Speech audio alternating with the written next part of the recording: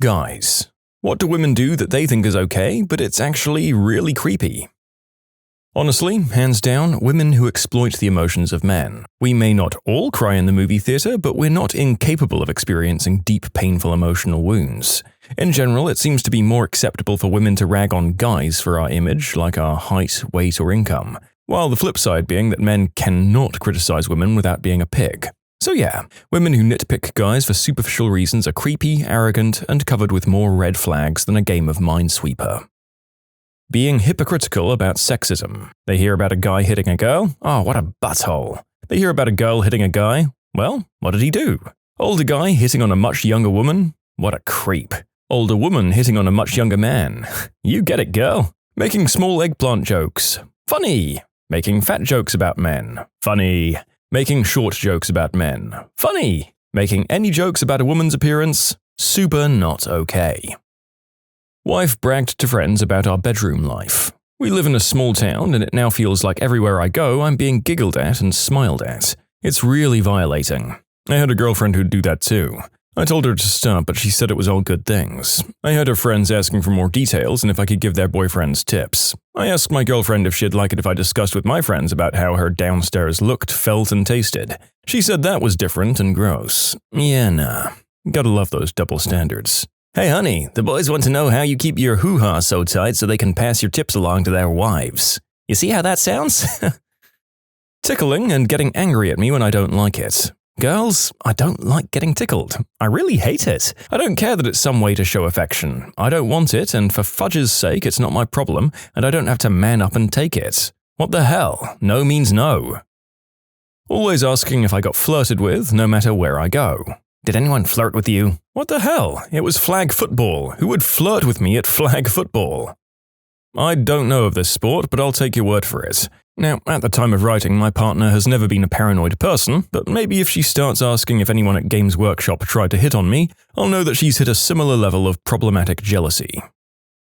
Don't know if it's just me, but the baby voice and behavior, that really puts me off. One annoying girl that unfortunately hung out with my friend group kept doing this to my friend. I think she liked him. I proceeded to baby voice it to my friend immediately after she did it, and it killed it pretty quickly.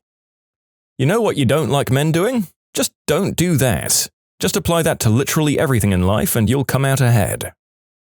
Tell me that my almost 2-year-old son is so handsome and is gonna break hearts and be a lady killer. If I rolled up to the park and told her mum how good-looking her daughter was and that all the boys are gonna want her, they'd call the cops. It's definitely not exclusively a woman thing, but my ex would screenshot our text conversations and send them to her family and friends for reactions. Like mundane conversations, not even anything interesting. It felt like a very creepy violation of my privacy. Also, she was an idiot. I hope you see this, Laura. Haha, this sounds like one of my exes, who was also named Laura. Remember folks, there's plenty of Lauras in the sea. You have to install this GPS tracking app on your phone so I know where you are at any time I want to check. Oh boy, I'm so glad my wife doesn't need to check up on me. Her friend, on the other hand, has a boyfriend that's required to have the app installed in order to be in a relationship with her. The kicker? She feels that she doesn't need the app installed because she won't cheat. I feel so bad for that guy. That just isn't fair. Late to the party, but I haven't seen this mentioned yet. Distributed undressed pictures they get from guys to their friends without permission. I've caught several women doing it and they'll argue about it if asked to stop. Yet another example of it only being an issue if the genders are reversed. Double standards on what constitutes an okay way to hit on someone of your preferred gender.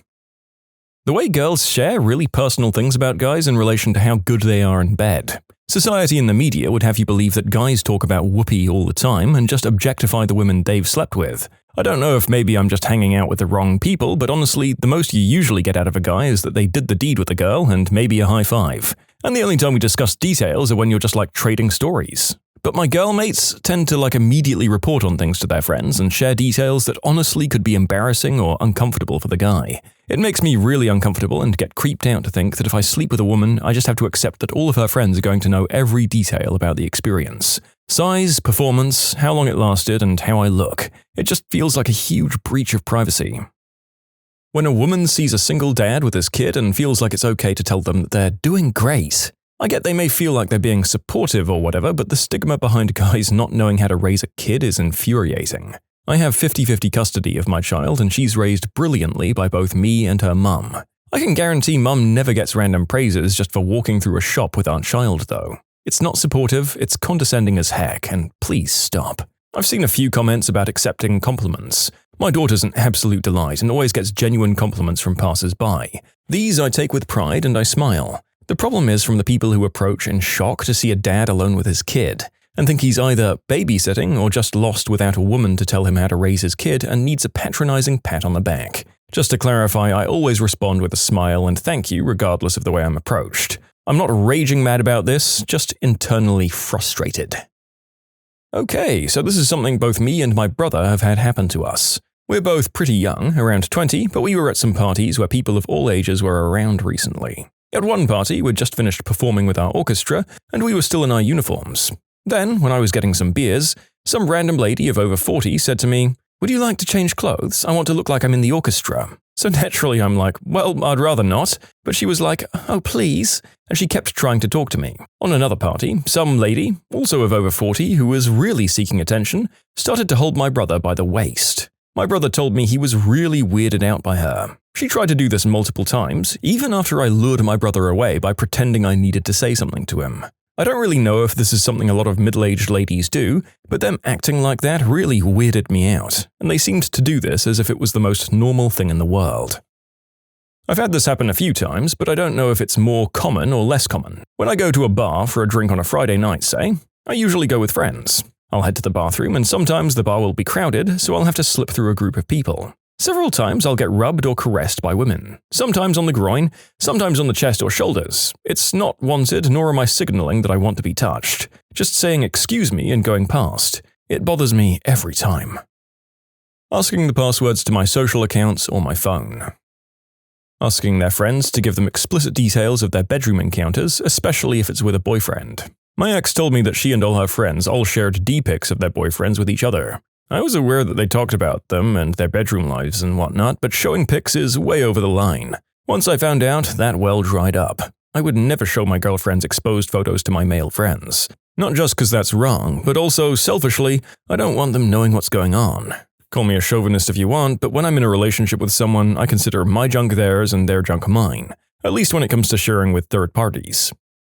Oh, wow. Yeah, showing compromising photos of your partners is just straight up not okay. I'd never show any partner's photos to my friends, and to be frank, I think my friends would be appalled at the very suggestion. It should go the other way too. Went out with a group of guys last weekend. There were 6 of us, and this random girl started hanging around us like a lost puppy and just wouldn't leave. She was attractive, but so obviously desperate for attention that none of our group of guys really cared to give her any. This girl was just looking at everyone, batting her eyes and trying to hug everyone, but the guys were just pawning her off on each other. Maybe this is pathetic more than creepy, but if a guy did the same thing, he'd definitely be labeled as a creep, so yeah. She was creepy to me. I honestly thought that she was a working girl or something trying to sell services or some crap, the way she was approaching guys. It's not frickin' normal. Going to pride events or gay bars and grabbing the men whether they like it or not. F off, creep. When women say things like, "Oh, if I were 10 years younger," about underage guys, it's creepy and gives off predator vibes, and if the genders were reversed, you'd call the FBI. My dad married a woman when I was in middle school. She used to say this to me all the time. "If I were younger, I would have picked you, not your dad." It always weirded me out, but she was weird and creepy on other levels as well.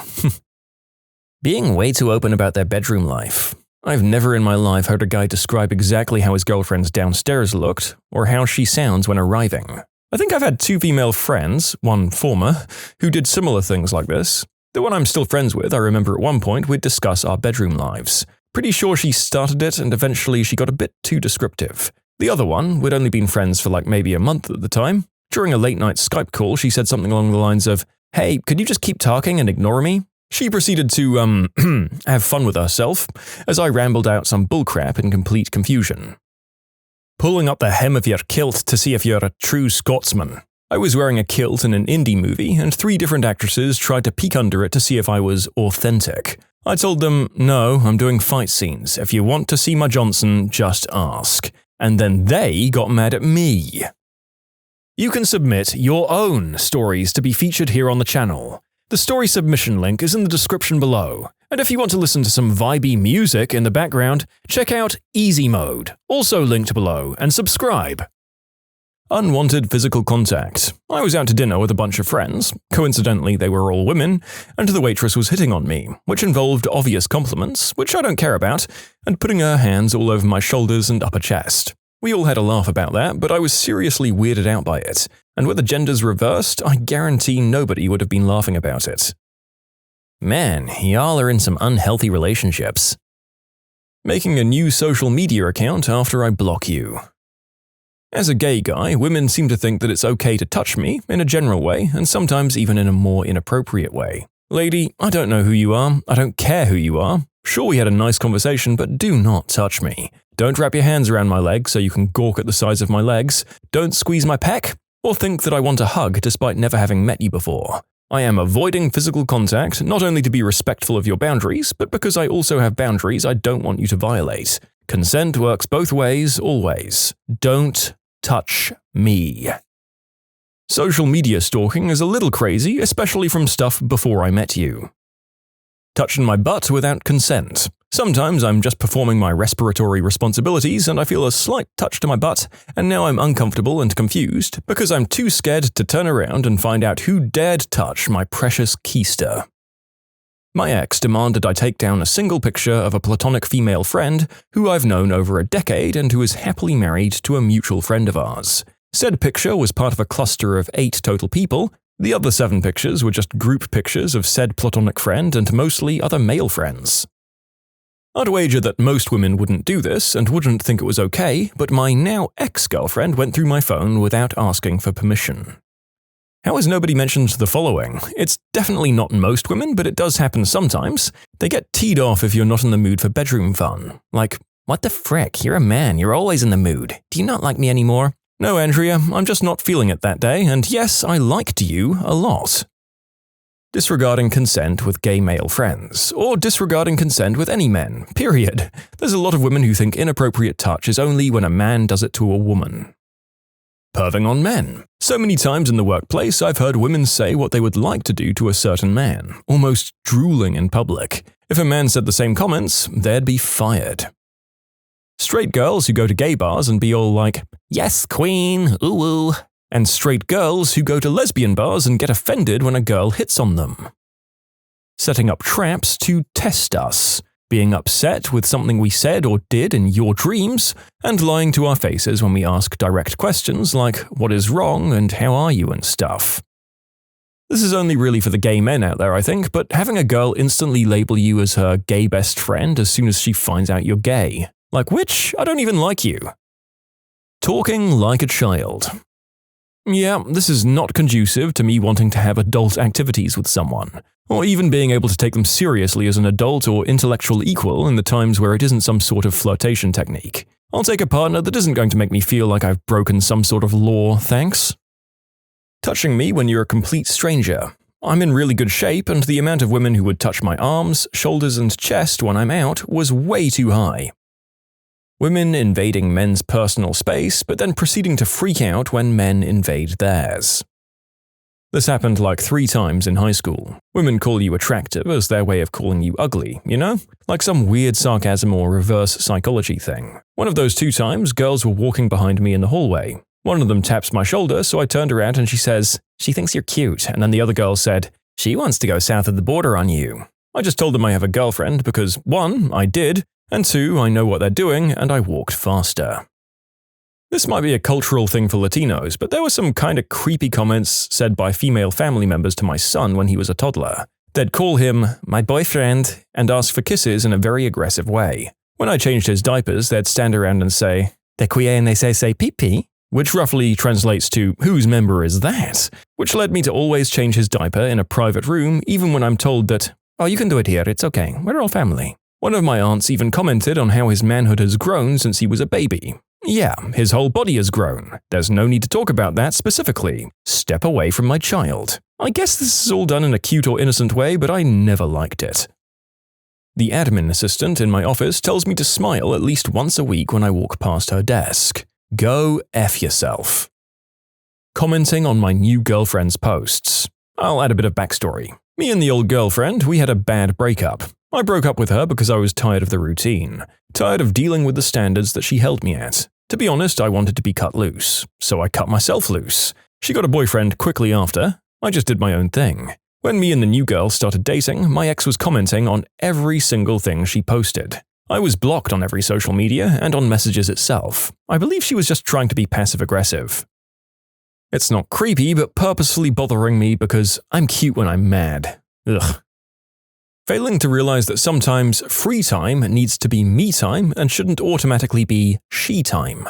Similarly, trying to capitalize all of my free time with activities. You can go to Karen's party by yourself. I don't know her, so stop trying to make me come along to what is clearly intended to be a girls' night out. After working 5 days a week, sometimes I don't want to have to stress about what my weekend is filling in with just to keep busy. It's okay to do nothing. Not so much creepy as overbearing, I guess, but trying to say they're the boss of my free time sucks. Oh, and the fallout for standing your ground also sucks.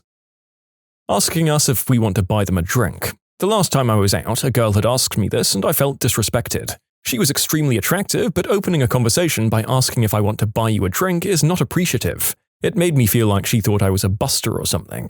Not all of us like to spend money on random girls just for a chance to talk to them. Glamorizing the male body at work or in other non-casual situations. I've had coworkers speculating about the size of other coworkers' naughty bits in front of me, talking about exposed scenes of favorite actors, talking about marital aids, stuff like that. If a guy was similarly casual about a woman's body, it would be considered highly inappropriate, but women seem to get away with it as it's innocent fun. Touching you as the first step in hitting on you. I've had random girls at concerts walk up and grab my butt without saying a word and wait for a response or poke me somewhere and wink, again without saying anything. It's not enticing, it's just awkward and creepy. Let alone that it would look a lot worse if I did that, but for some reason they think it's just playful or whatever. Telling you how you feel because you didn't do something trivial. You don't love me, you didn't call me before you went to bed. No, I frickin' fell asleep because I was exhausted. Now I'm awake, still here, still love you, let's not make it a thing. She makes me suck her toes to wake her up. Most people pay extra for that. Maintaining a relationship with my mum even after we've broken up. Treating firemen in a way that you don't want to be treated, like as a soulless piece of meat for bedroom desires. I get why women don't like that, and we don't either. Keeping my frickin' clothes. Acting like mental illness is a personality trait, such as, sorry I said all those nasty things earlier, but I'm bipolar so it's okay and I didn't mean it. I should have been more clear at first. This is supposed to reference those who use their conditions as an excuse to continue saying or doing nasty things, or referencing those who pretend to be bipolar just so they can say nasty things and have a net to catch themselves in if they're called out. Creating a fake Instagram user with their group of friends and stalking guys through it. Trying to isolate us from friends, especially other women, and family because they want us to focus on the relationship and prioritizing her emotional needs over everyone else in our lives. It's under the guise of wanting to develop a bond and get to know us better, but if you're paying attention, you can tell what's really going on. And also, having gone through copious amounts of domestic awfulness training at work, both as a requirement for employment and as a part of the job since I record trainings, it's painfully obvious that this is something men do all the time to control women. Most of these answers consist of things that aren't limited by gender. Yes, absolutely. This video should be definitely viewed less as all women are evil and more as a list of things that nobody should do and that sometimes women get away with because of gender standards. Those standards hurt everyone, folks. I'm an attractive guy. I was a bartender and served tables for quite a while. The stuff women say and get away with saying is unreal. In my experience, women are just as bad as men when it comes to unwanted attention. Stealing my hat on nights out. I don't know what it is about girls and hats, but every bar has a group of girls who want to steal hats and think it's cute. No. Don't touch my hair. Just don't. I know it's long and partially dyed and you might think that's cool or unusual for a male, but please don't touch it. I get extremely uncomfortable. As a man with long hair, I personally like it when people play with my hair, because it feels nice. Couldn't imagine what it's like when random people do it, though. Hit me up when you're 18, to young male models and whatnot on social media. Any guy would be torn a new butthole if he were to say that, yet it's totally acceptable from women. Daddy. I don't want to be your effing dad, I want to be effing your dad. What? I'm an idiot, aren't I? Moments have you experienced? Someone told me their birthday was on Friday the 13th this year. After acknowledging how much that would suck, I found a long list online of every upcoming Friday the 13th for the next several decades to check that it would never happen to me. I made it 50 years down the list before I realized a slight pattern, and that my birthday won't ever not be on the 18th. Although, interesting fact, because of the day the Gregorian calendar started, the 13th falls on a Friday more often than any other day. Once I wanted to test my voicemail, so I used my house phone to dial my cell, and when my phone rang, I actually answered it expecting someone to be on the other line. I used a leaf blower on an anthill. I thought it'd be an easy way to get rid of it. I did not consider how terrifying flying ants are. I once painted myself into a corner while painting the basement floor. I had to crawl out the basement window, and there are still footprints down there to remind me of my Gomer moment. On multiple occasions, I've managed to successfully leave my keys in the lock in the car. I have no idea how my car has not been stolen yet. Went through a drive-thru, ordered, paid, thanked them, and then bolted before they even had a chance to hand me my food. Didn't realize my abject stupidity until about 10 minutes later when I reached for a fry and got nothing but air. Manager at Burger King here, don't be ashamed, this happens far more often than you'd think. I'd say once or twice a week at least, you're not the only one. Vacuumed half of my room, music in my headphones, the music stops, and I realize the vacuum cleaner isn't even turned on. Step 1. Obtain yogurt. Step 2. Remove lid. Step 3. Throw yogurt in the trash can. Step 4. Look at your hand holding the yogurt lid. Step 5. Evaluate all of your life choices. Hey, you sound like the narrator whenever he does anything related to food before he's had at least 2 coffees, so I can't judge you. That and dipping my paintbrush in my drinks and drinking the water from my paintbrush cleaning pot, although I've done that one multiple times while wide awake. When I was a kid, maybe 6 or 7, parents were building a new garage and just poured the slab, and I thought the concrete was hard enough to walk on. So I walked around, but there was one soft spot I stepped in. It ended up being right at the front of where my mum still parks her car and sees it every day. That footprint is smaller than my hand now. Shaving myself in the shower, so I rinsed the razor blade. I looked down at it and there were still some hairs caught in the edges of the blade, so I figured, I'm just gonna run my thumb through here to clean this off. Stupid. And it was still stupid when I did it again several years later. As an update, it feels satisfyingly good to know that I'm not the only one to have done this. Well, in Texas, there's a lot of scorpions. During the summer, it's pretty much vital to have some sort of shoe on. If not, it's like finding an 8-legged landmine with your foot. So I put the ones I found inside the house in an old Folgers coffee container. Around a week later, I thought all the scorpions would be dead, so I dumped them on the countertop to see the corpses. And the 3 or 4 I found scurried around like a motherfricker off the countertop into the carpet, and I screamed like a little girl. I once threw my wallet onto a stranger's shed roof because I'm an idiot. Walking down the street, playing catch with myself using my wallet, getting cocky, going higher, trying to spin it, going higher, lands on a shed, frick. One time, my dad was at the beach and there were seagulls bothering him.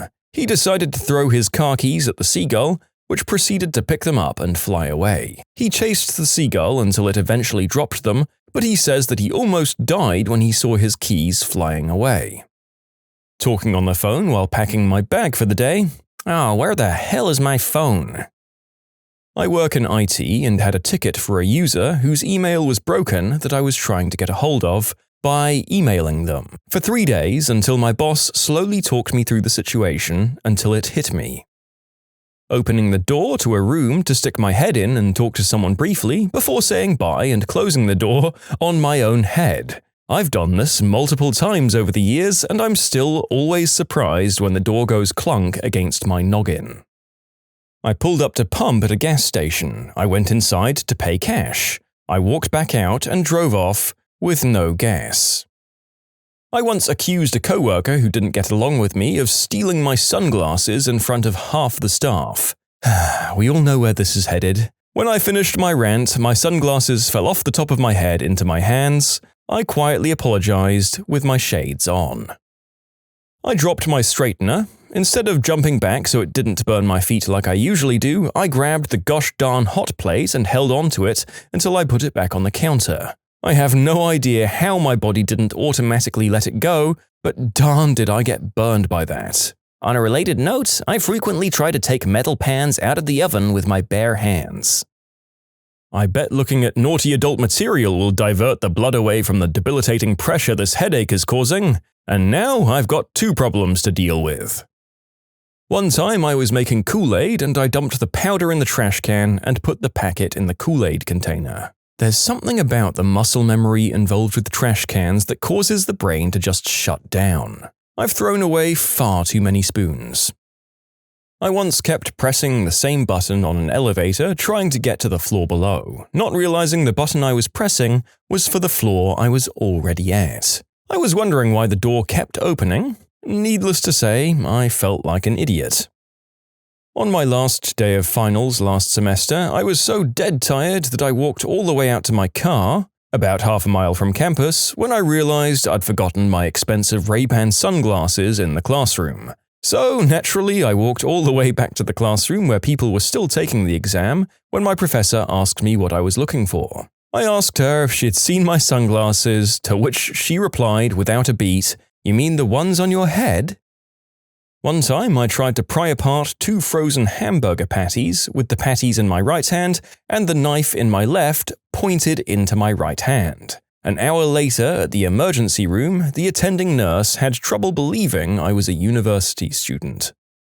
I called the LAPD because the car window was stolen. The officer comes and rolled up the window. I forgot I rolled it down. I'm still full of shame and I can hear him laughing when I go to sleep.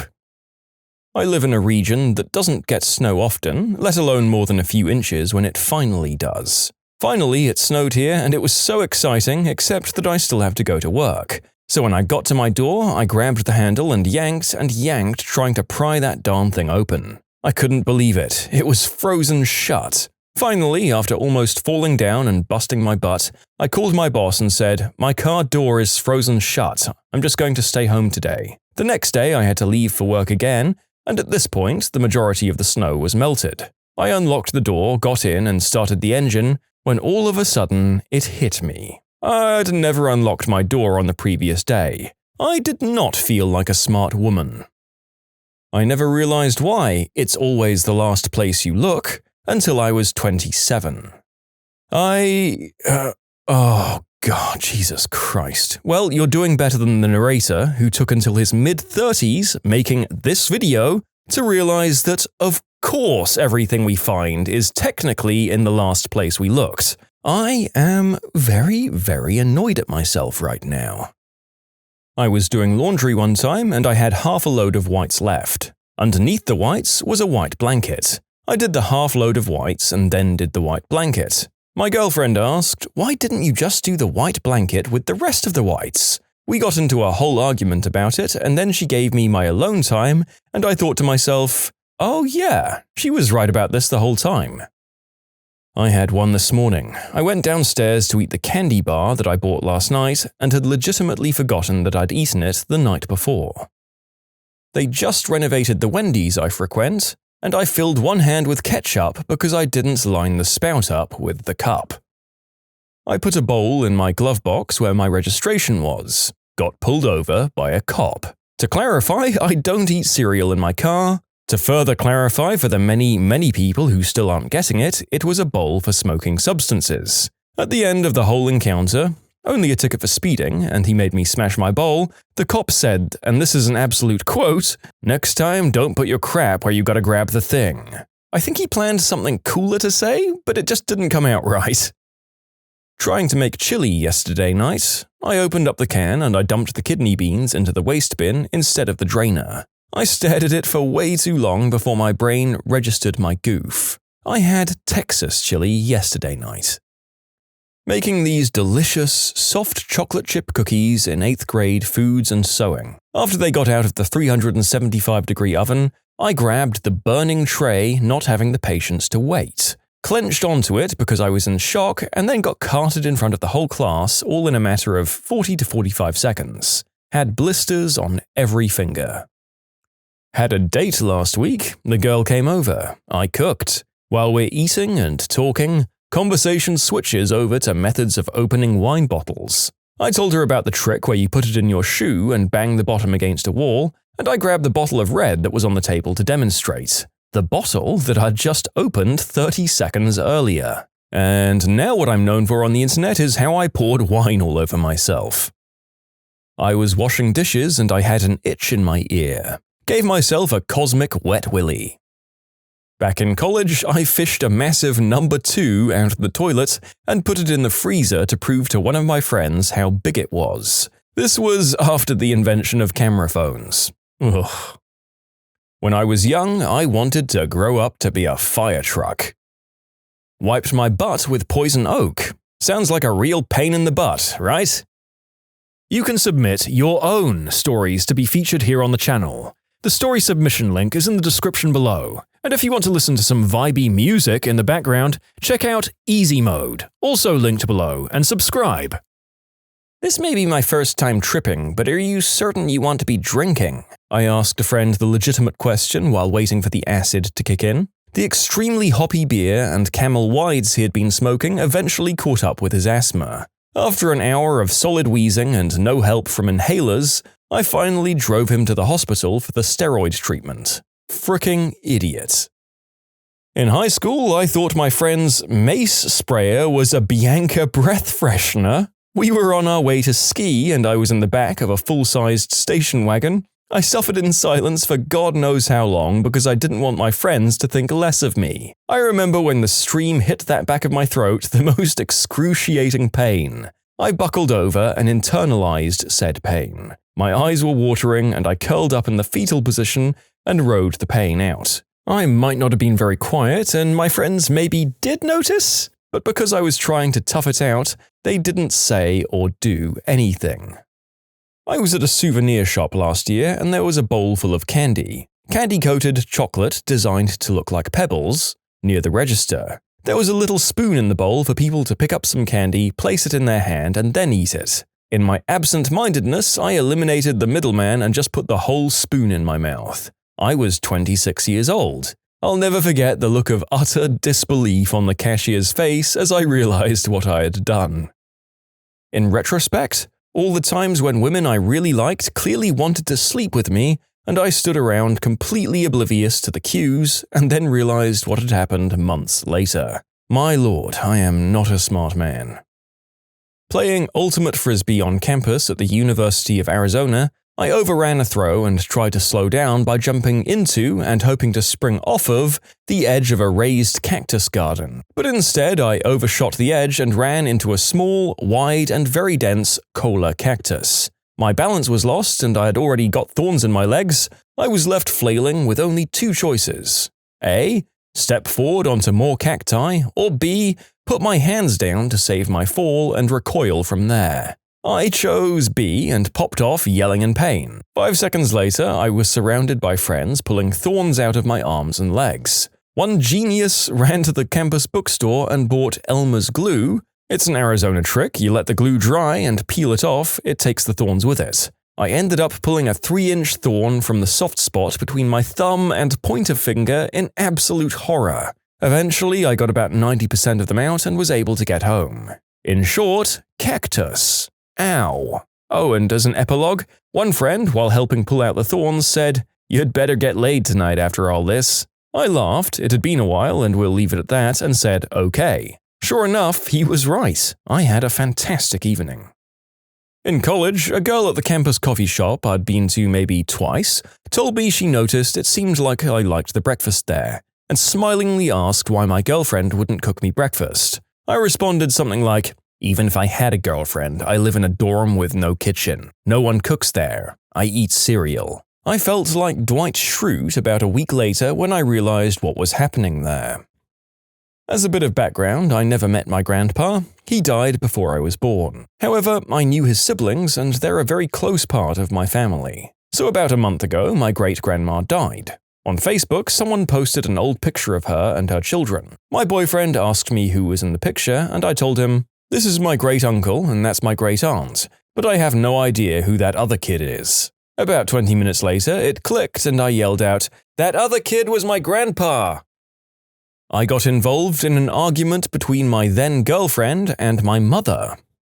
The narrator assumes that this submission was made in the last remaining seconds of the writer's existence, while he held the door back against the assault of both irritated primary females in his life. Rest in peace, my friend, and thank you for submitting this cautionary tale for us.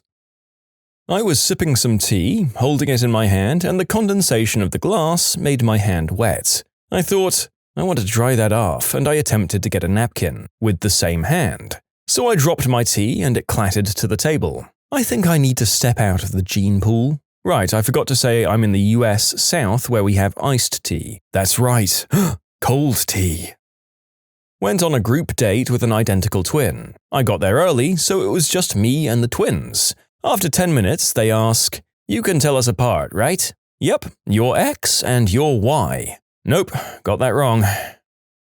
The pond near my parents' house was frozen. Stupid me, having never seen ice before and having just moved over from Vietnam at the time, decided to walk on it to see if it was really frozen. That was a cold, embarrassing day. I once tried pressing what looked like the push button of a faucet when I went to wash my hands after using a public bathroom. It didn't do anything, it was just a metal pipe. Then I saw someone else put his hands under the faucet next to me and water came out. It was a sensor type all along. My mum and I needed to take my car to the shop to get it fixed. Our plan was we could drive separately there, and then we'd drive back together in the same car. Typical situation, right? Well, we got about halfway to the shop when we realized we were in the same car already and forgot to actually drive my car to the shop as well. In short, went to drive my car to the shop to be fixed without my car. I was at a 7-Eleven and I had my drink on the counter while fixing hot dogs. I went to take a drink, but instead of Coke, I was surprised when I poured relish into my mouth. Forgot I was about to put some on a hot dog, and the surprise caused me to spit everywhere and spill a crap ton on the floor. I drove my car for a solid month with what I thought was the battery light on. I got it checked multiple times at multiple places, and everywhere said the battery was fine. It turns out it was my coolant light. I was once cutting something for a school project with an X-Acto knife using my leg as a table. I looked down and realized what a tragedy it would be if I were to cut my shorts. Luckily, I only needed a band-aid when I cut my leg. I was the pastry chef at a restaurant with a foul-mouthed, extremely short-tempered chef who was actually a cool dude and a very talented guy beneath all the bluster. The local farmer's market was setting up outside and he asked if I wanted anything for dessert specials. I asked for cherries. I fricking love cherries and they were in season at the time. He said okay and left. He came back about half an hour later and put a big full farmer's market sack of cherries on my counter and asked me to juice them. I'd planned on baking them into something or maybe making a sorbet, but hell, if my chef wanted me to make cherry juice instead, that's cool too. So I asked, wait, how do I juice them? He says, use the juicer? The citrus juicer? Really? Yeah, the one you were using to juice oranges not even 2 hours ago. I had no idea how one would go about using a citrus juicer to juice cherries. And the last thing I wanted was this guy jumping down my throat over asking too many dumb questions or rage-hurling lemons across the kitchen with enough force to shatter soap dispensers they came into contact with. I tried to choose my words as carefully as possible. Do I juice them like oranges? Yes. Could you come over here and demo it for me when you're not too busy? Yes, I will come over and show you how to do it. I'll be back in a minute. I just heaved a sigh of relief and decided a handful of fresh cherries would be the best thing to soothe my jangled nerves. I opened the bag and it was not full of cherries. It was full of blood oranges, which of course would juice just like the regular ones. I once waved my hands under a faucet for a substantial amount of time before realizing I needed to turn it on manually. As a man who's been accustomed to an e-reader and now taps books while reading to try to change the font and size, I sympathize with being ruined by modern amenities. made a pressure bomb with water and dry ice in a physics lab one time. It was balanced on a stool in the middle of the room, and we were all terrified when it pressurized and didn't explode. We tried knocking it off the stool, it still didn't go off. I went over and picked it up. Must have been adrenaline preventing me from thinking clearly because someone handed me a knife and said that I should make a little hole and use the pressure to spray the water out at high speeds. Result? No crap, the thing exploded in my hands. Couldn't hear anything for about 15 seconds, and my whole chest was a tad bruised. But I turned out fine. Immediately had the moment of, well, that was really stupid. Dumbest thing hands down I've ever done, and I did it with some of the smartest people I know cheering me on. Not sure if somehow nobody realized what was going to happen or if they just wanted to see me do it. In short, I detonated a pressure bomb in my hands. I ate fish food. I don't know why I thought that would ever be a good idea, but the second it hit my tongue, I was chucking up. Like I literally had to dash to the toilet and projectile spew. Because I decided to eat fish food.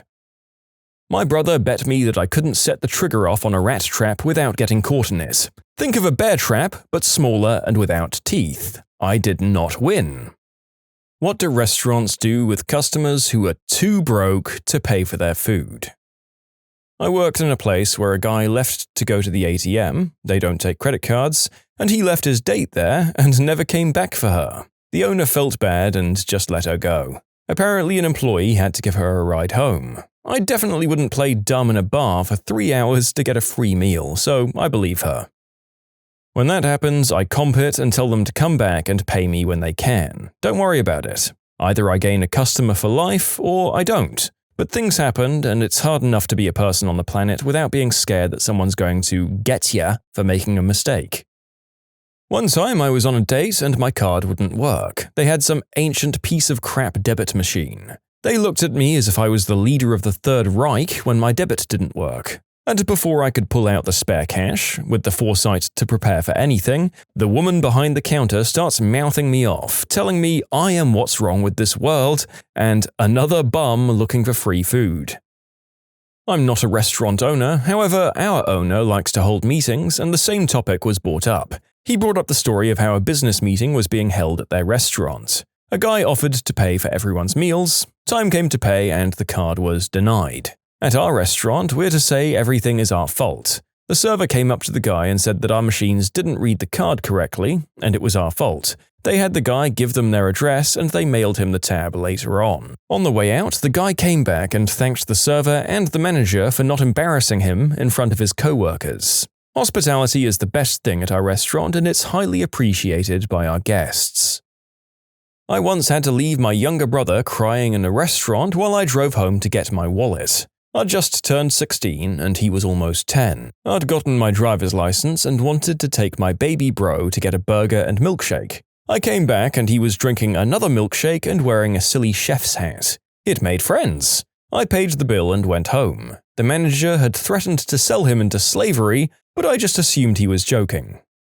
I don't know how to feel about this one, but at least it seems like even though they were fine with intimidating the crap out of a poor teen who was taking his bro out for lunch, they treated said bro like a king. Two sides of a coin.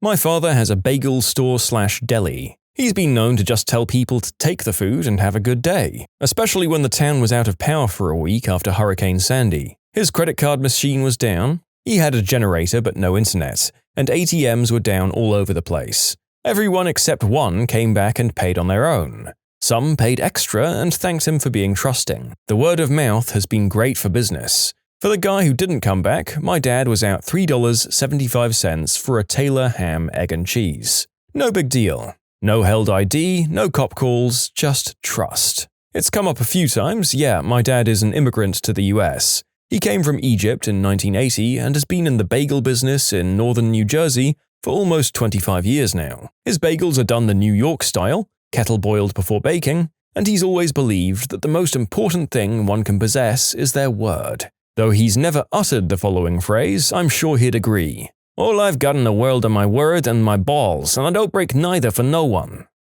I used to work at a TGI Fridays in an urban neighborhood.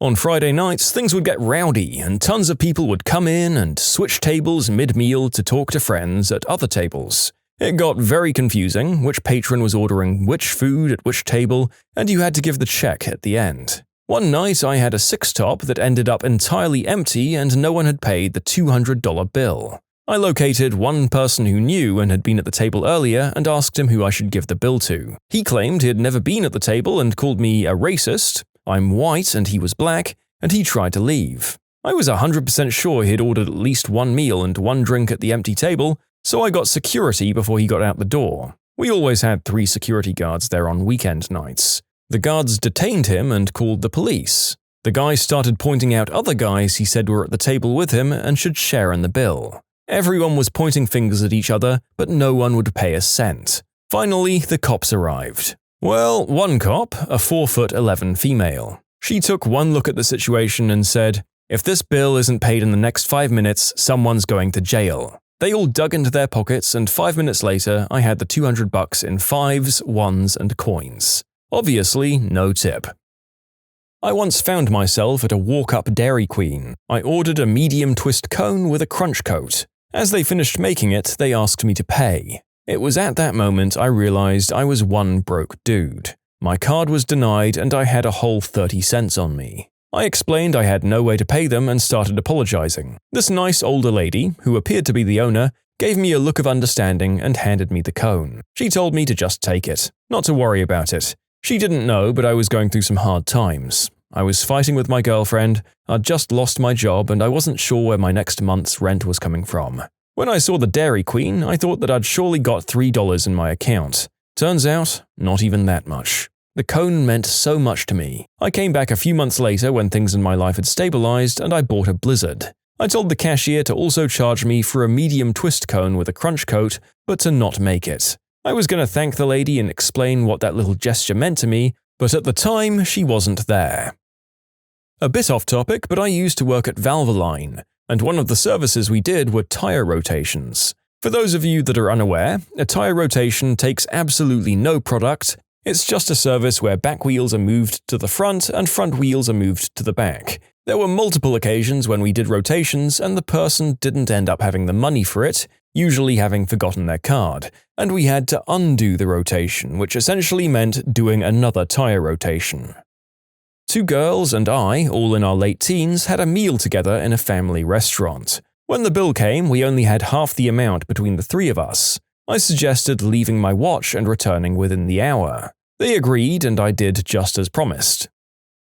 In my experience, they leave their ID at the restaurant and go get the money, or the police get a call. Yep, my wife and I went to a restaurant. She left her purse at home. I forgot I'd taken my debit card out of my wallet because it cracked in half, and I was waiting on a replacement. After I became thoroughly embarrassed, they copied down my driver's license info, and I told them I'd run by a bank in the morning and bring them the cash, which I did. They were actually really understanding about it. To make a long story short, we continued to go to that particular restaurant usually about once a week when we were in town. We occasionally got car-side service, and one time they screwed up my entree. I called them to tell them about it, and the manager ended up mailing me a gift certificate to comp my entire order plus $20. Fast forward and I've become pretty successful. I've hosted my last 2 Christmas parties at that restaurant. I take vendors, managers, and employees there. This restaurant has made its business back 100-fold because years ago they were professional about me forgetting a debit card, and a year after that they made more than right on a messed up order.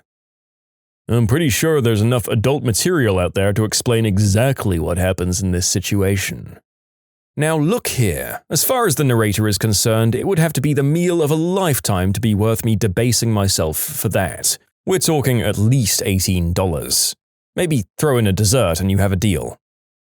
Had this happened to me the first time I went to a little place that I didn't know was cash only. It was only 15 to 20 minutes before close, so I couldn't come back after hitting an ATM. The owner lady pulled out a little card box and wrote my name, phone number, and amount owned on a card, and filed it in there, as apparently it happens often, and they allow regulars to run tabs. I paid it the next time I went in.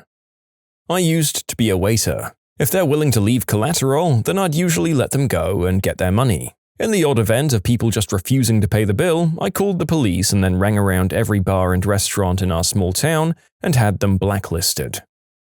My brother had to leave his wife there and go get his wallet. I asked him why he went back. She slapped me.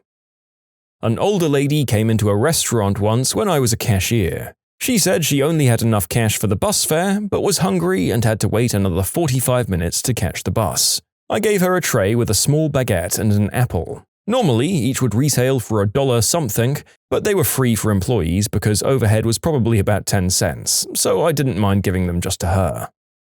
They just ask for the patron to give the food back. Duh. Just trying to get my muffin back. Not like that, you're not. You have to slug her under the diaphragm. I own a restaurant. I've had 2 regular customers who, for whatever reason, were unable to pay. They just paid me back the next time they were in, and I've been burned by 2 strangers, both women. One, I'm sure she actually did mean to come by with the money but either forgot or got lazy. The other one, I think I got played. She was good-looking, well-dressed, and flirty, and I'm a sucker. Getting burned hasn't changed my policy. I trust in the goodness of people, especially since they know they're actually affecting a single person, me, rather than a faceless corporation. I saw an episode of Cops where this couple of, rednecks, wanted to take a doggy bag from a buffet restaurant. There was a sign saying you couldn't take anything out from the buffet, and it had escalated to the point where they were refusing to pay unless they were allowed to leave with their leftovers. All the restaurant patrons were waiting to see the outcome when the cameras and cops arrived. The police told the couple they had to pay, the sign said no leftovers to be taken out, and if they tried to leave without paying or refused to pay, they'd be charged with dine and dash. The restaurant patrons all applauded. You can submit your own stories to be featured here on the channel. The story submission link is in the description below. And if you want to listen to some vibey music in the background, check out easymode, also linked below, and subscribe. My parents have owned a well-known diner in town since I was about 3 years old, and I'd say about 97% of our customers are regular as the sunrise. I'm not there all the time, but my mum comes home with stories sometimes about people who don't or can't pay. There are a pile of bills, literally years old, that my parents have held on to from customers that haven't paid yet. By owning a local business, my parents have connections and knowledge of nearly everyone in town and beyond. And they know who stiffs and who doesn't. It's interesting to see who does and doesn't know, because even the people who have absolutely nothing under control in their lives will still manage to at least pay the whole of their meal, if not provide a super great tip, and will make sure that they can before they choose what to order. If a card declines, in my experience at least, they leave and find cash and return within a pretty decent amount of time. Surprisingly, the same thing with a super regular customer who pays with the card but doesn't feel like they have enough cash to leave a tip. We only accept cash tips. They'll leave for the bank and come back with cash. For customers who aren't regulars and who my parents don't know will come back, I believe they take some kind of ID or collateral. I don't recall any police getting involved. The Chipotle near my college. I paid and was walking out the door when the employee who was working the register ran after me and told me my card had been declined. Thinking it was a mistake, I went back to the register and tried again. After 3 or 4 tries, I was digging around desperately in my wallet for money or another card, neither of which I had, and the manager came up and said, "It's okay, let her go." I was mortified and I just so much appreciated them letting me get out of the humiliating situation. Yeah, seems like most places if they're making money, they'll just take the hit, knowing the person will spread the good word around about them.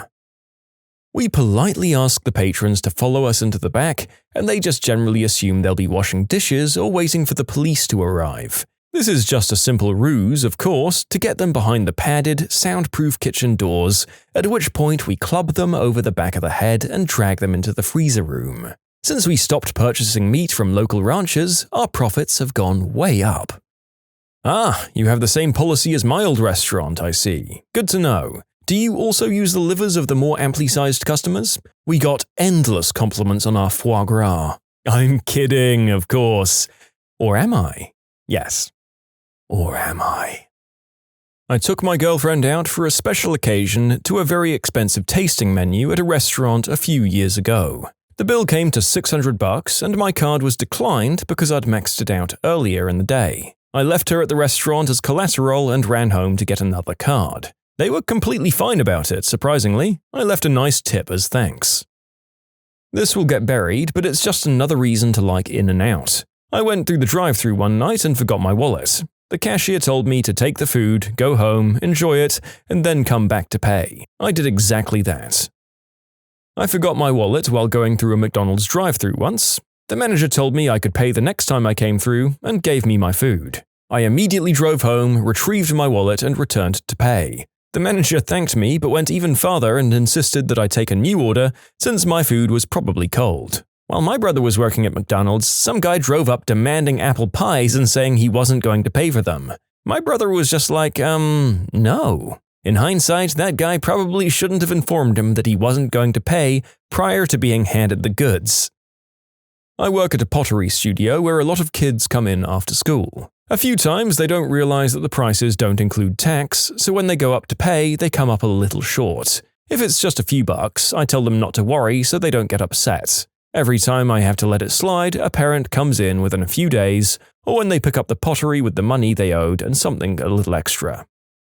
I went for a late-night grub grabbing at a fast food place called Tommy's Burgers, and for some odd reason my card wouldn't work. I offered to return the food and came back when I'd gone to an ATM for some cash. They just said to come back with the money and keep the food. They were probably just expecting me to not return with the money, but I did return and paid the amount owed.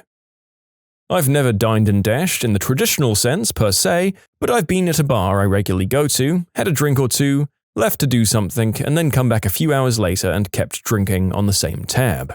One of the perks, I guess, about going to the same place a lot. Also, when I did work in restaurants, we were allowed to follow them outside and try to find them, and confront them. That's when I worked in the mall. If that didn't work, we'd call the cops.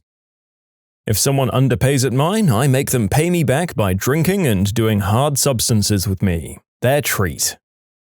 If someone does this, don't they get arrested for theft? I think it's called something else, but not outright theft. Something along the lines of defrauding an innkeeper or some old-school term like that. Once I saw that a customer was unable to pay for her item, as she had shorted several dollars. I was behind her in line and I saw that she was looking around at the line and then asked, "Does anyone have $3.50? Then I realized this woman ordering her baguette sandwich was actually the tall, aquatic, goddamn Loch Ness monster from the Neolithic era. I'm shocked to hear how many people call the police. I work in a restaurant, and if someone's card was declined and they couldn't pay, the meal was on us. Seems like a simple human decency thing to me. I guess it would be another thing if it seemed like they were trying to defraud us, but for the one lady who came in and was terribly embarrassed, the last thing I could do was embarrass her even further.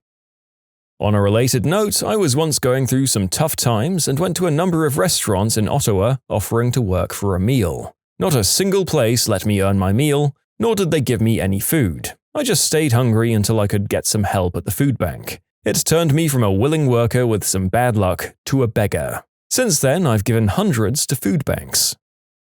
I had this happen when I was at the gas station and I had $30 in gas racked up and I left my wallet at home. They took my cell phone as I drove home real quick to get the money. A bit off topic, but during Christmas time a few years ago, there was this guy with his son on a very cold, snowy night at the pharmacy during my shift. He couldn't afford his meds and he, obviously, just recently had surgery. He was going through his wallet trying to muster up some cash to pay for it. His cards declined. Everyone in line was getting all angry with him. The guy seemed broke and to be having a tough time. He genuinely seemed like an alright dude. I walked around, slid my card, and paid for it. He was ever so thankful and tried giving me his few dollars that he did have. I declined, wished him and his son a Merry Christmas, and left. He was tearing up. A few months later, at a different location, the guy found me, thanked me again, gave me a hug, and gave me a whole bunch of coupons for free meals and tacos at Taco John's. He was a shift manager. Later I came to find out I could have been terminated for that act of kindness. Believe it or not, in Arizona you aren't legally obligated to pay for your food in a sit-down restaurant. Alcohol is a different story. That you can be arrested for. Obviously, if you choose not to pay for your food, they don't ever have to allow you back in. Fortunately, in my time in Arizona as a bartender/waiter, I've never had to deal with this. I'm planning 2 weeks in Arizona. Tell me, are there at least 14 decent restaurants there? Well, while that's really funny, please don't do this, viewers. I somehow never had to deal with someone being too hard up to pay in 6 years of hospitality. Go figure.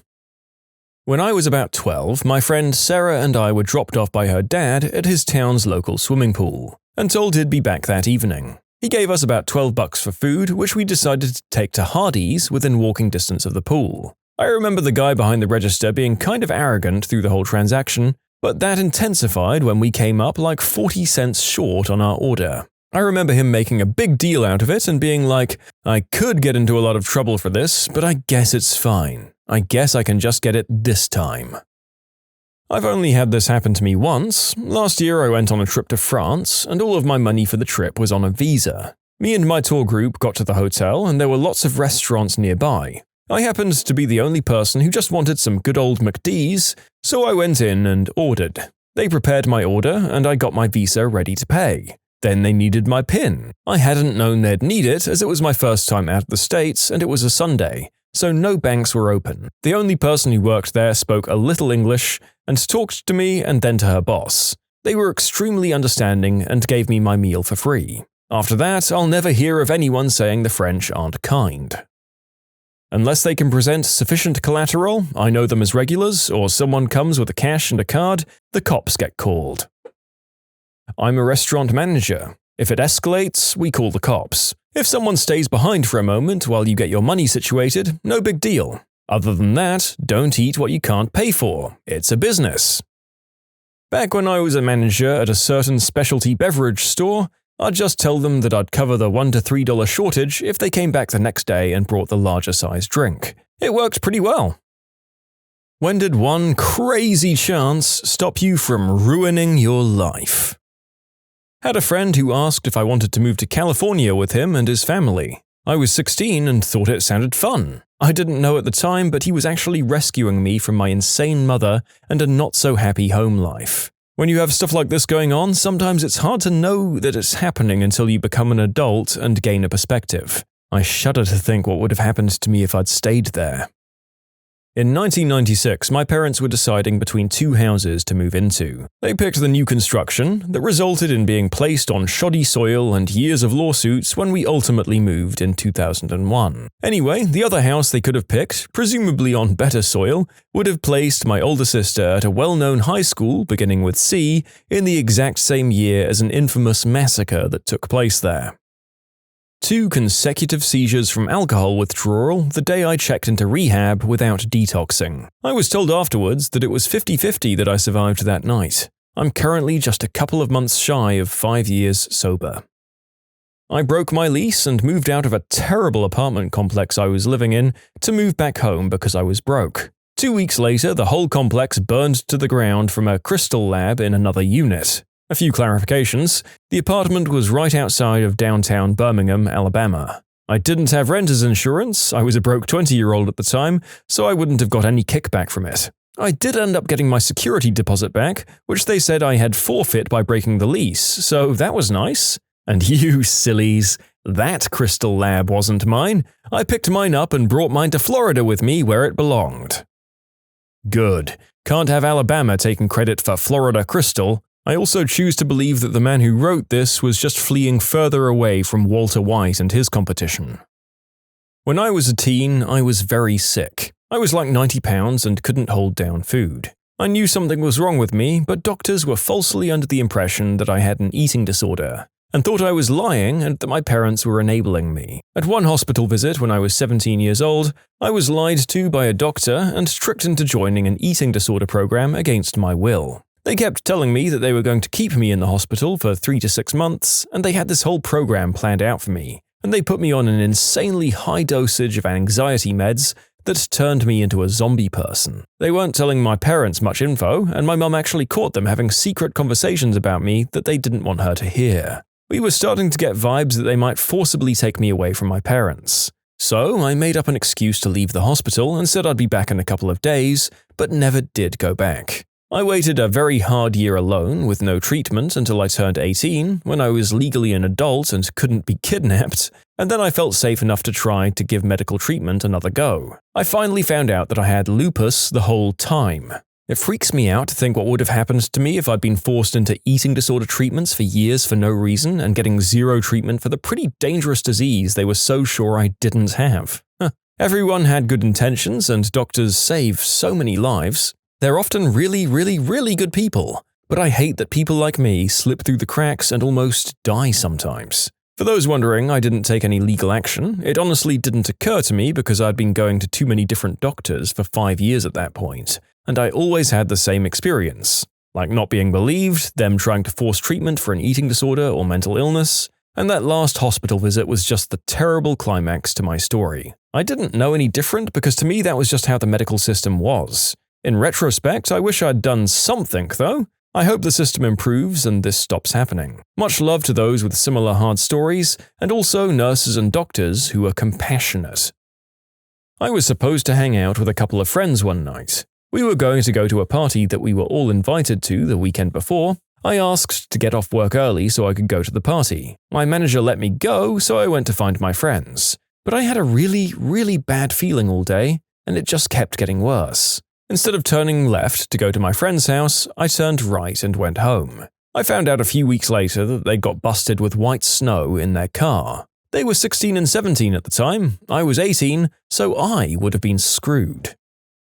The biggest of life's bullets that I dodged was a 9mm. Christmas 2008. Me and my little bro were opening gifts in the living room and a bullet came through our crappy roof, landing a few centimeters away from where we were.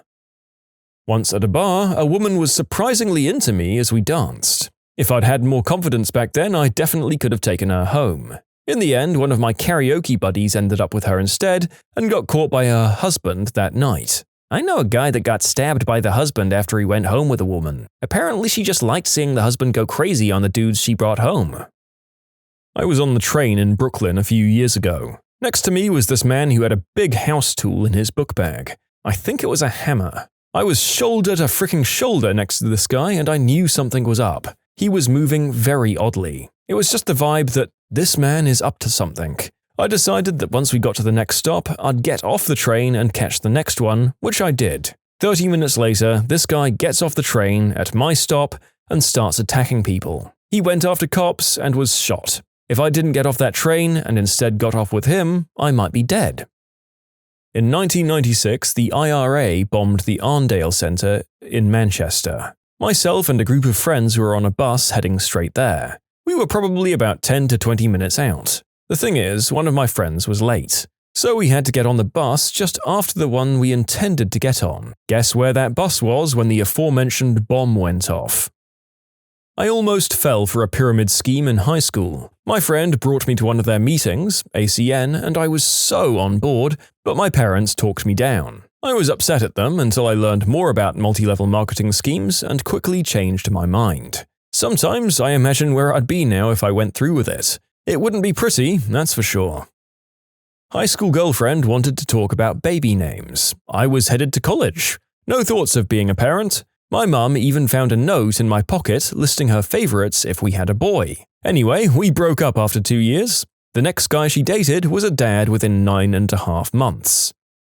Yeah, it sounds like you definitely dodged a couple of bullets there. The first being a family you weren't necessarily interested in having, and the second one being the one you were held up with when you were working in the gas station for the rest of your life, trying to support said family. Not me, but my dad. He travelled to London for work back from 2001 to 2007. He was booked for the day off on July 7th, 2005, as that's my birthday, and the train he normally got to work was one of the ones that was attacked. Met a guy years ago, thought we were friends, got into contact with him a few years ago, and he was acting sketchy, so I unfriended him. I looked him up and found out he was on an offenders registry. I was at the Tacoma Mall when the Tacoma Mall shooting happened. Walking right towards where the guy opened fire when my then fiancé decided to go back into a store we were just in. No crap, the time it took us to get back to the store was the same amount of time it would have taken to be right where it all broke out. 10 seconds one direction or 10 seconds the other, hearing the screams and shots echoing in the mall was crazy. They locked us in the Suncoast video store for a while before having us exit out the back. To add some more detail, since people are asking, I'd run into a person I worked with at the time about 10 minutes before the shooting. I think he went back to Macy's and we went to the Suncoast. We were Christmas shopping, the mall was pretty busy. It came down to my fiancée remembering she just wanted to get someone a series of Friends DVDs, so we headed back. Just as we were a few feet from the store, the first cluster of shots rang off, and there was this shared confusion as to what the frick was happening. My first thought was gang violence or something, it was Tacoma after all, because it sounded like several people blasting off at once. There were echoes. If something like this happened today, I'd probably more correctly guess what it was, but then it wasn't so much of a thing as it is now. We had to yell at several women who were still looking around right outside the store, confused. We told them to shelter inside, waving at them. My memory might be off, but it felt like maybe 20 or 30 of us crammed into the Suncoast, them having put the metal gate down and locking it. So we were all in there just listening to the shots and screaming, wondering what was happening. As time went on and it continued, it seemed less likely to be some gang thing, as they'd get the frick out. So I and others started saying we needed to exit the store. He could have shot through the metal gate, and we'd be fish in a barrel. I was spared from seeing anyone who was shot. The co-worker I'd just seen prior was not so lucky, as he was around several who had been hit. It understandably really affected him. He was this tough truck driver dude who doesn't take crap from anyone, and when I saw him and we talked about it, he started crying. Crazy how much pain one person is capable of inflicting. I think about this day a lot. Being spiritual and not religious, I feel like God spared us that day. I'm sorry to hear about others who were adversely affected by it. You can submit your own stories to be featured here on the channel. The story submission link is in the description below. And if you want to listen to some vibey music in the background, check out easymode, also linked below, and subscribe. Not me, but my dad. COVID saved his life. He was having trouble breathing and general signs of heart trouble. Middle of the night, woken up to a panic, my mum's first instinct was to drive him to the hospital about 20 minutes away. On their way out of the driveway, my mum realized that the ER was going to be full of people with COVID and didn't know where to take him. She went back into the driveway and called for an ambulance. About 5 minutes later, thank goodness they were close, the paramedics showed up right as my dad collapsed. They were able to revive him and sustain him until they could get him to where he needed to go. If my mum had stuck to her plan of driving 20 minutes to the hospital, he would have died in the car on the freeway. I know COVID has screwed a lot of things up for a lot of people, but for me it's been a blessing in disguise. Say hello to your 13-year-old son. I have never had a DNA test done so fast in my life. I went on a date with someone, a friend of a friend who'd only been in town about a month. I was fresh out of a painful relationship and honestly keen enough to ignore a couple of warning signs. The date rolled around, we were to meet in a pub. I'll spare you the long version of this. She arrived 3 hours late after giving the constant, "I'm just around the corner," updates. Despite this, we got on amazingly and had a lovely evening, which should have been an afternoon, but We stepped outside to make out and smoke, and she developed a case of being drunkenly sad and started talking about being a victim of the unspeakable act by her ex, in detail. And then at the end, she blew my mind by saying, "God, feel how wet I am down there, all that talking about the unspeakable act," and then stuffed my hand up her skirt and into her undies. I was stunned, pulled back, and kept a little distance for the rest of the night. There was no second date. She rejected me because apparently I wasn't over my ex, whom we'd never discussed. My gut reaction to this was that I was dodging a bullet there. This reaction was proved right when she later moved 200 miles to be with a guy she had met at a Renaissance fair earlier that month, and then got into a stabbing match with him. It's unclear from the grapevine if the stabbing was performed using replica swords, but I'd like to think it was. I mean, one can only hope. You haven't really clarified the extent of the harm that was done, or if said stabbing was done at the fair after she had moved there. So many questions, but regardless, I would have been freaked out on that date too. Ooh. When I was about 10 years old, I leaned backwards into a tall bookcase shelf, which happened to have a sword collection on the highest shelf. Many of these swords had their blades exposed for show. And what would happen at that very moment? Said shelf gave way and all of the swords came and landed on me, including my head. Surprisingly, I didn't get a single cut, no concussion, and only a small bruise on the noggin. And being young, I dismissed this incident with gracious forgetfulness. The bookcase of Damocles. I once met a girl at a bar a few years ago. She was hot and she started a conversation with me. I don't really remember about what, but at the end of it, I wanted to ask her out. But being extremely shy, I couldn't. If she hadn't started to talk to me, I would have just admired and avoided her, being a big and awkward guy. Anyway, I went to the bathroom to clear my head, and when I came back, I saw my friend, who I came there with, asking her out. Which was a total jerk move because I told him I wanted to do that. And I just stood there with an awkward smile waiting for them to leave so I could drink my anger away. A couple of days after that, a mutual friend said that friend from the bar was robbed by a girl he had brought to his apartment. So still today I get mixed feelings when I see him. Friends and I went to the top of Bunker Hill in Boston. It's 294 steps and they are straight up. At the top, I took a picture of them and backed up a little to get them and the view. After the picture, I turned around and realized there was no rail and I'd almost stepped directly into the hatch leading down the stairs. My friend was giving me a ride to the bus station. We get pulled over by the cops and I have several ounces of green herb in my backpack. My friend has about $20 worth of green herb in his undies, which I'd given him as payment for the ride. The cops give some pretty crappy excuses like failing to signal within 50 feet of an intersection, which was obviously a pretext. Cops ask us for permission to search the car and my scared friend gives consent like an idiot. Cops tell us to exit the car. I grab my backpack and we both get out of it. One cop begins searching the car while the other two prepare to start searching us. My mind was racing. What could I do to get out of this? This could put me inside for a long time. Out of desperation, I asked the guy about to search me, a sergeant, if I was free to go since I was only a passenger. It was the only thing I could think of to ask. To my surprise, the sergeant hands me back my ID and says I'm free to go. I later realized that at that point they hadn't found anything illegal yet, and they didn't really have reasonable suspicion to detain either of us. I was dumbfounded.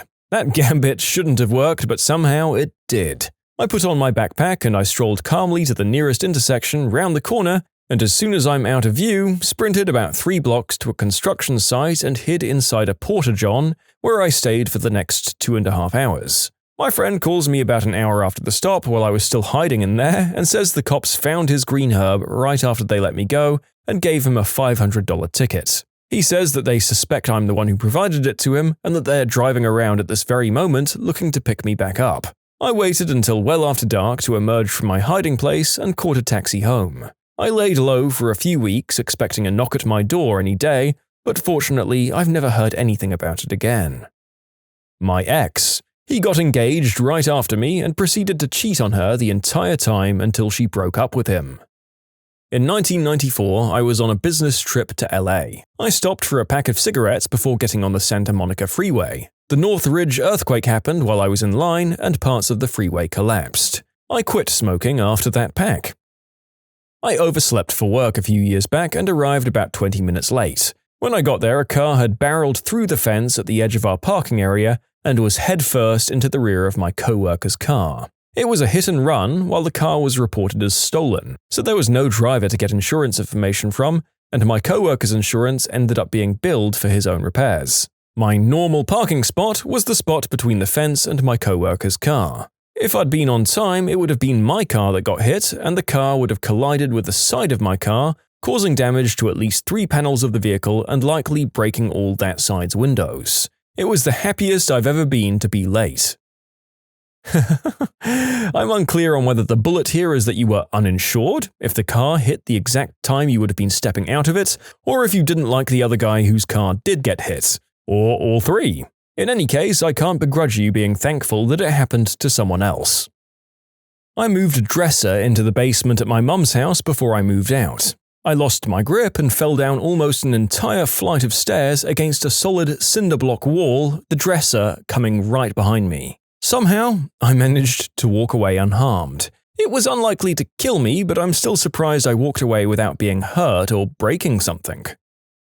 I was one split decision away from dying at 12. When I was 12 years old, I was going to be home alone for one evening since my mother was going to a dinner party at her friend's house. She wouldn't be home super late, midnight at the latest, but I'd have to tuck myself in and such. I was looking forward to it and feeling like a really big girl. Hell yeah! Since we lived in a kind of shared 2-story townhouse with close neighbors on each side and a nice lady living in a separate apartment upstairs. I felt super safe being home alone at night. An hour before dinner, a good friend called and asked me if I wanted to come to her house and have dinner. Afterwards, they were going to watch The Abyss in their giant home theater. Being a lover of sci-fi and having heard about the really cool computer graphics in that movie, I'd been wanting to watch it forever. Having the chance to watch it on such a cool setup convinced me to go, despite having looked forward to being home alone. The evening went fine and I had a good time, but since the movie was really long, I got home pretty late. When I pulled up to my house on my bike, I only just noticed an orange glare in the windows upstairs before the first-story window exploded out into the garden. The fire department arrived only a few minutes later and put out the fire before it could engulf our part of the house as well. Apparently, the lady upstairs had fallen asleep on her couch with a cigarette in her hand. The fire had smoldered on the couch, developed a very toxic smoke, which not only caused the lady to get normal smoke inhalation, the chemicals also messed up her brain permanently. She was in a coma for a year or so before they ended up pulling the plug.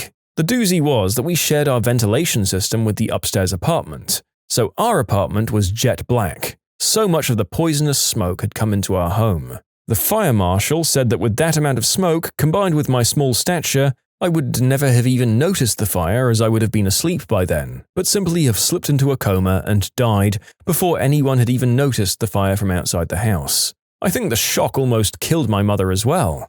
See, she thought I was home, I hadn't told her of my sudden change of plans, and got the call about the fire from a neighbor, to only later learn that I was shocked but safe and sound, being looked after by another neighbor. So I guess that's the story of how my budding love of sci-fi and computer graphics helped me to dodge a bullet with the big fat death stamped on it. I still love that movie.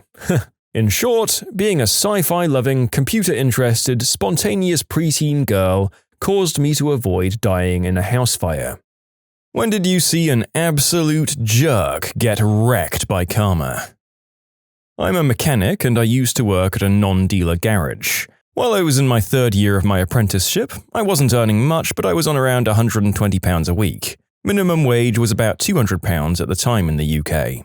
I could just about afford my own car. It was nothing special, it was a Toyota Corolla 2.0 diesel that literally sounded like a transit van when I put my foot down, and the big ends sounded like they were trying to slowly eat their way through the block. I was just on my way back to work after my lunch break, and as I was waiting at some traffic lights, some kids around my age, 17 through 19, pulled up alongside in a Honda Civic shouting stuff such as, "Get a real car!" because I'd overtaken them on a dual carriageway. The light turned green and the driver accelerated and pulled away like a bat out of heck. Less than half a mile down the road, I saw a big cloud of blue smoke. It was them. They'd blown the engine. I got back to work and told one of my co-workers what had happened, and we both had a laugh about it, as you do. Fast forward an hour or so and a recovery truck pulls in. It was the same Honda Civic that was at the traffic lights. My co-worker was booking the car in. He asked the driver what car it was, to which the driver responded, "A Honda Civic." "Oh, you should get a real car," was my co-worker's reply.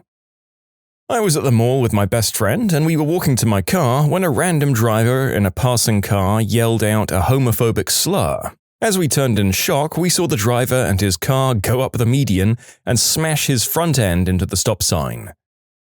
While I was an undergrad, I was driving from my parents' house and pulled up to a stop sign. Two middle high school white boys on bikes crossed in front of me and started yelling stuff and throwing gang signs at me. One of them proceeds to flip over the front of his bike and face plants into the sidewalk. I slow down, roll down my windows, and laugh as loud as I can at them as I drive away.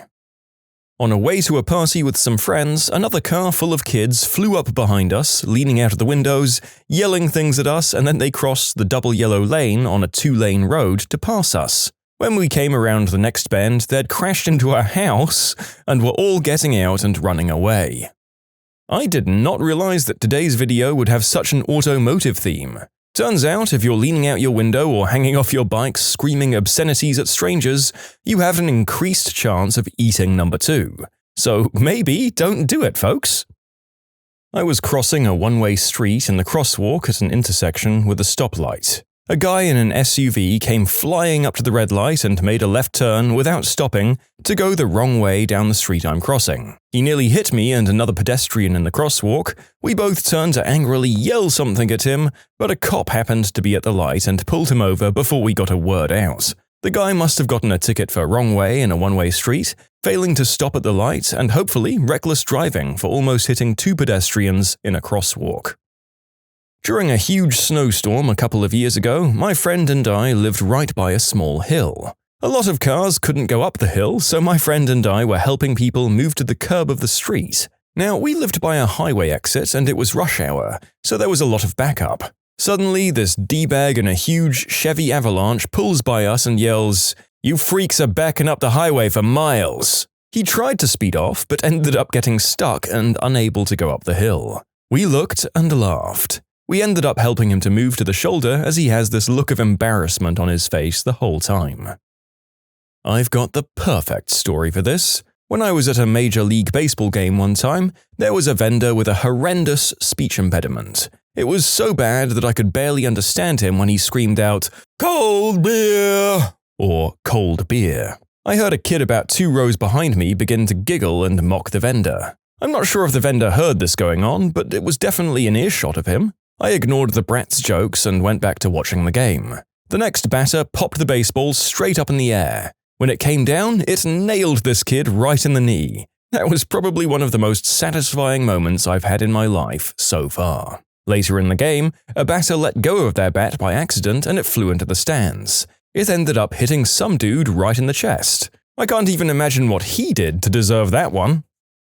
My cousin is a D1 NCAA runner at Loyola, and he was out running one day when some D-bag drove up next to him and threw his full hot coffee out of his window at him. My cousin caught the cup without any spillage and returned to sender before running down a wooded trail. I'll try to make this story as uncomplicated as possible. I work at a restaurant and we often use Groupon to promote. As part of the Groupon rules, only 1 Groupon may be used per table. People constantly try to break this rule and often try any tactic to try to get us to accept multiple Groupons at once. So this one time, a group of 5 comes in with 3 Groupons. They asked the hostess if they could use them. She said no. They asked me, and I said the same thing. So they order the cheapest bottle of wine at the table. I go to get it, but unfortunately we didn't have it.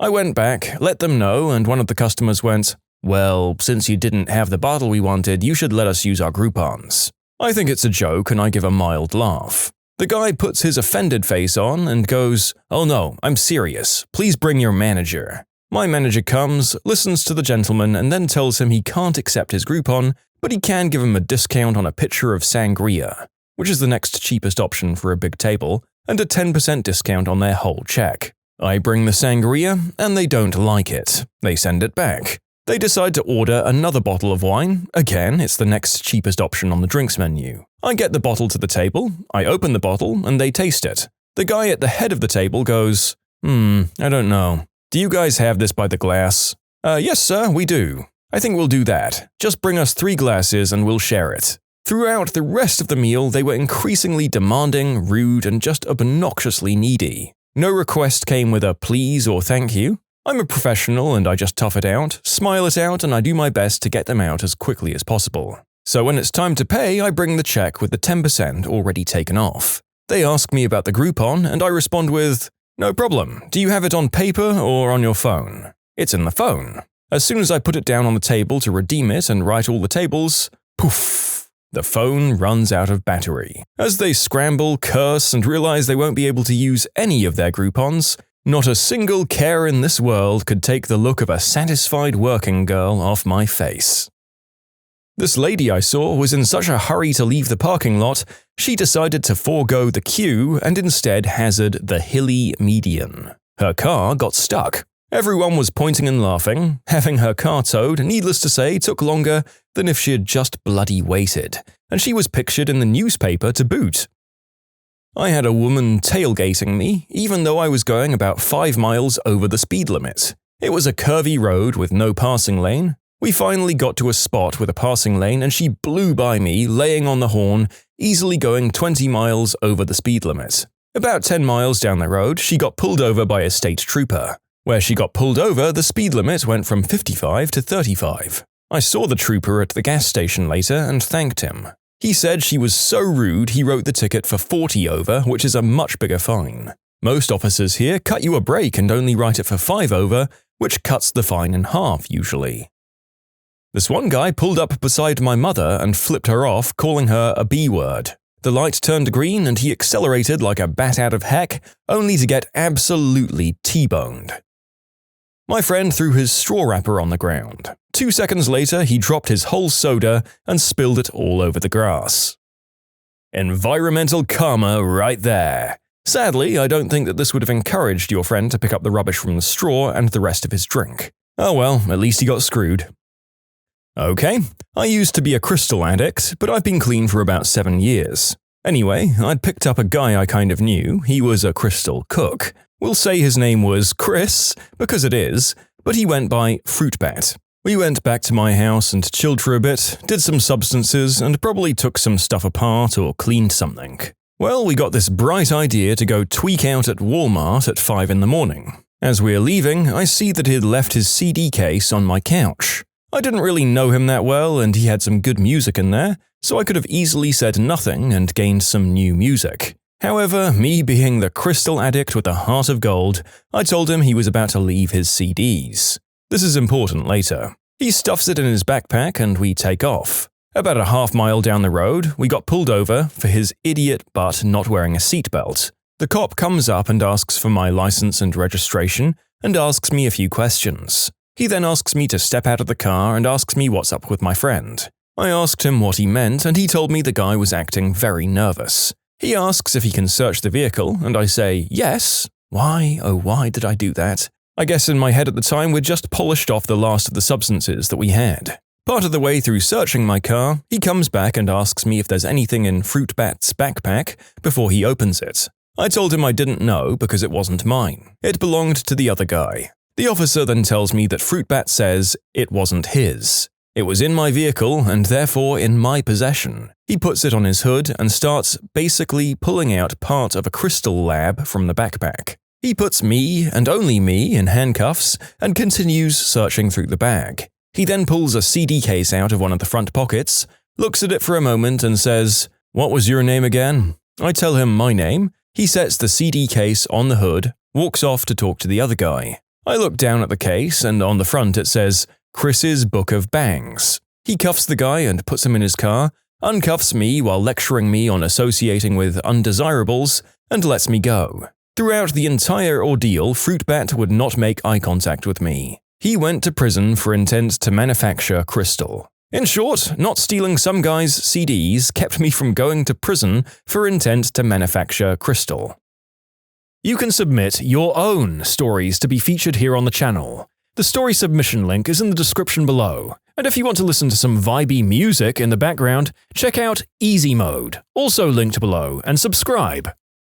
We had a fire drill at school, and being rather a large school, we took up the entire street outside. Most cars passing by understood that it would be a few moments, but not this one lady. She got so angry at waiting, she screamed at all of us, backed up her car the entire block going about 40 miles an hour, and hit a pole. One of her mirrors fell off. We all laughed.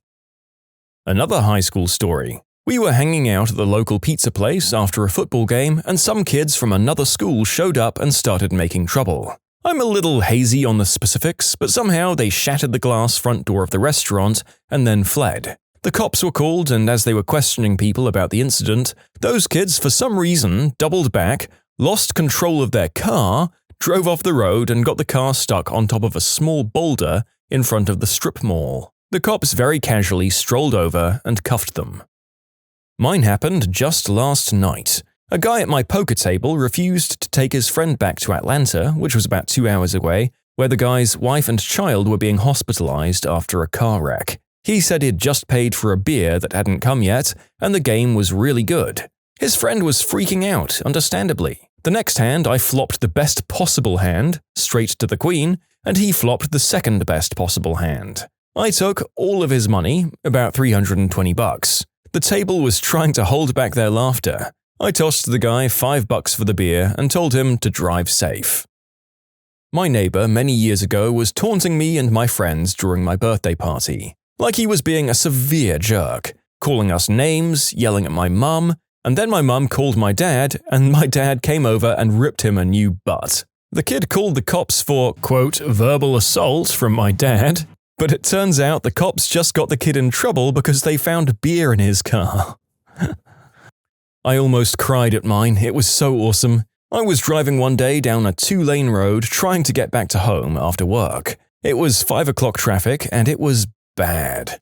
I mean like once a month, really crappy traffic. It was a 4-lane, 40-mile-per-hour road with a raised median in the middle. There were cars backed up for about 2 miles going at 3 miles per hour towards the traffic-liberating intersection. It took me about 40 minutes to get to the end, and I was in the right-hand lane. Suddenly, I see out of my left-hand mirror an absolute idiot in his D-bag truck that's jumped out onto the median, he was really far back, and starting to barrel down the grass median at about 20 miles per hour. He's skipped tons of people, and finally when the light turned green and people started moving, he jumped back down off the median and was nearly hit by 2 people. By this time, he was parallel with me, so I caught a good glimpse of him. Just a regular old stereotypical D-bag. The light turned red and everyone stops. Suddenly, a guy pulls up next to him and starts honking to get his attention. The D-bag ignores him and turns his radio up. The guy in the other car keeps honking to get his attention, but no luck. Finally, the guy gets out of his car and the D-bag rolls down his window and says, "What the frick do you want, dude?" And the guy goes, "Yeah, I'm pretty sure you either cracked your engine block or ripped off your oil filter when you jumped that curb." The D-bag just shrugs and says, "So what?" So I look down and I see a ton of oil spilling out the front end of his truck. The light turns green and he starts weaving in and out of traffic and gets so far ahead of me that I can't see him. More traffic and about 5 to 10 minutes down the road, I see him pulled over with white smoke coming out of his car. So as I'm passing him, I give him the good old finger while blasting my horn. It was a good day. As we said, we're having a really strong showing from the automotive crowd today. I guess there are just so many things on the road that can go wrong when you're flaunting the rules that are meant to keep you safe. And this guy so deserved what he got. Good stuff. I work the night shift at McDonald's. Every night it was really crowded, and there was one moment I'll never forget. A girl and her friends pulled up and had just ordered 1 medium sweet tea with extra ice. These girls are being real witches. Like the kind of cliché hot girls that are too cool for you, except these girls were on the south side of average borderline ugly. We're out of medium cups, and rather than run back to get some more, I decided to just give her a large cup of tea, and she takes it without question and they drive off. No thank you or anything. Well, eventually they come back like an hour later. They pull up, the driver girl puts it in park, and the passenger girl who got the tea starts screaming at me about how she ordered a medium extra ice, why did I get her a large, etc., etc. All this time I'm just thinking, well then don't drink it all, sheesh. She keeps screaming until it finishes with her saying, "F you," and then she throws the full sweet tea at me. Except she misses. Badly. She was in the passenger seat, and when she threw it, it hit the top of the car door frame, and the whole cup exploded inside the car, covering these ugly witches in a wet, sticky mess. It gets better. The driver, who hasn't said a word this whole time, shrieks in fury now that she's soaked and floors it. Except she didn't take it out of park, so they sit there, engine howling for a good 3 seconds, before she pushes the stick into drive while she's flooring it. There are ugly clanks and not good-sounding noises coming from the car, and they jerk out of view as they're now screaming at the sudden acceleration out of the drive-through exit, crossing the street and hitting a small ditch that took them 10 minutes to get out of. Once they drove off, I went on break and laughed at them the whole time they tried to get out while eating my meal. Sweet, sweet karma. My brother and I were in the backyard throwing one of those foam 3-pronged boomerangs. It was fairly new and we were learning how to use it. The boomerang had hard plastic edges that whistled or something if you threw it just right. My brother and I played for a while and eventually he said something like, "Wow, you suck at throwing this." He turns around to go do something and I threw the boomerang as hard as I can, up and to the right. When it hits its peak, a huge gust of wind takes the thing and launches it 70+ feet across the yard, hitting my brother in the side of the head, hitting his ear and dropping him to the ground, crying. There's a 2-lane 40-mile-per-hour road through a commercial area that's particularly dangerous because people regularly speed, change lanes without signaling, among other things. One day I had a car full of idiot teens in the other lane who thought it would be funny to match my car's speed, no matter what speed I was going, making it impossible for me to get into that lane at any point. They were making it very obvious that they thought this was hilarious. They eventually made a left turn onto a connecting road, and because they were still staring at me, smashed into the sign that was right at the corner. I happily pulled over, waited for the cops, and acted as a witness. As a bonus, they'd stolen that car. This happened to a co-worker the other day. We work at a restaurant, which happens to be a theater as well, and a couple walks out on my fellow server. It's a typical $20 to $30 tab, but they forgot their camera. The server grabbed it and refused to hand it over until they paid their bill. Sweet, sweet karma. Also, if you've ever walked out of a restaurant, screw you. An ex of mine was working as a lifeguard at the ocean and was throwing sticks at a seagull. He had his keys on one of those springy bracelet things, and when he threw a stick, it got stuck in the bracelet and pulled off his keys. He had to jump in the ocean to get his keys back before they sank. The seagull watched from the top of the water slide, and from the sounds it was making, I'd like to think it was laughing. I have a story where I was the deliverer of the instant karma. I was about 16 and I was out for lunch with some friends in the brief window I had between school and practice. Service was a little slow, so I had to eat quickly and run to practice. In the restaurant I'd just been eating in, there was a pack of younger kids, maybe 13, who had been causing trouble. They left a couple of minutes before I did, so I caught up to them pretty quick because I was running. They'd decided to control the entire sidewalk with no room for anyone to go around them.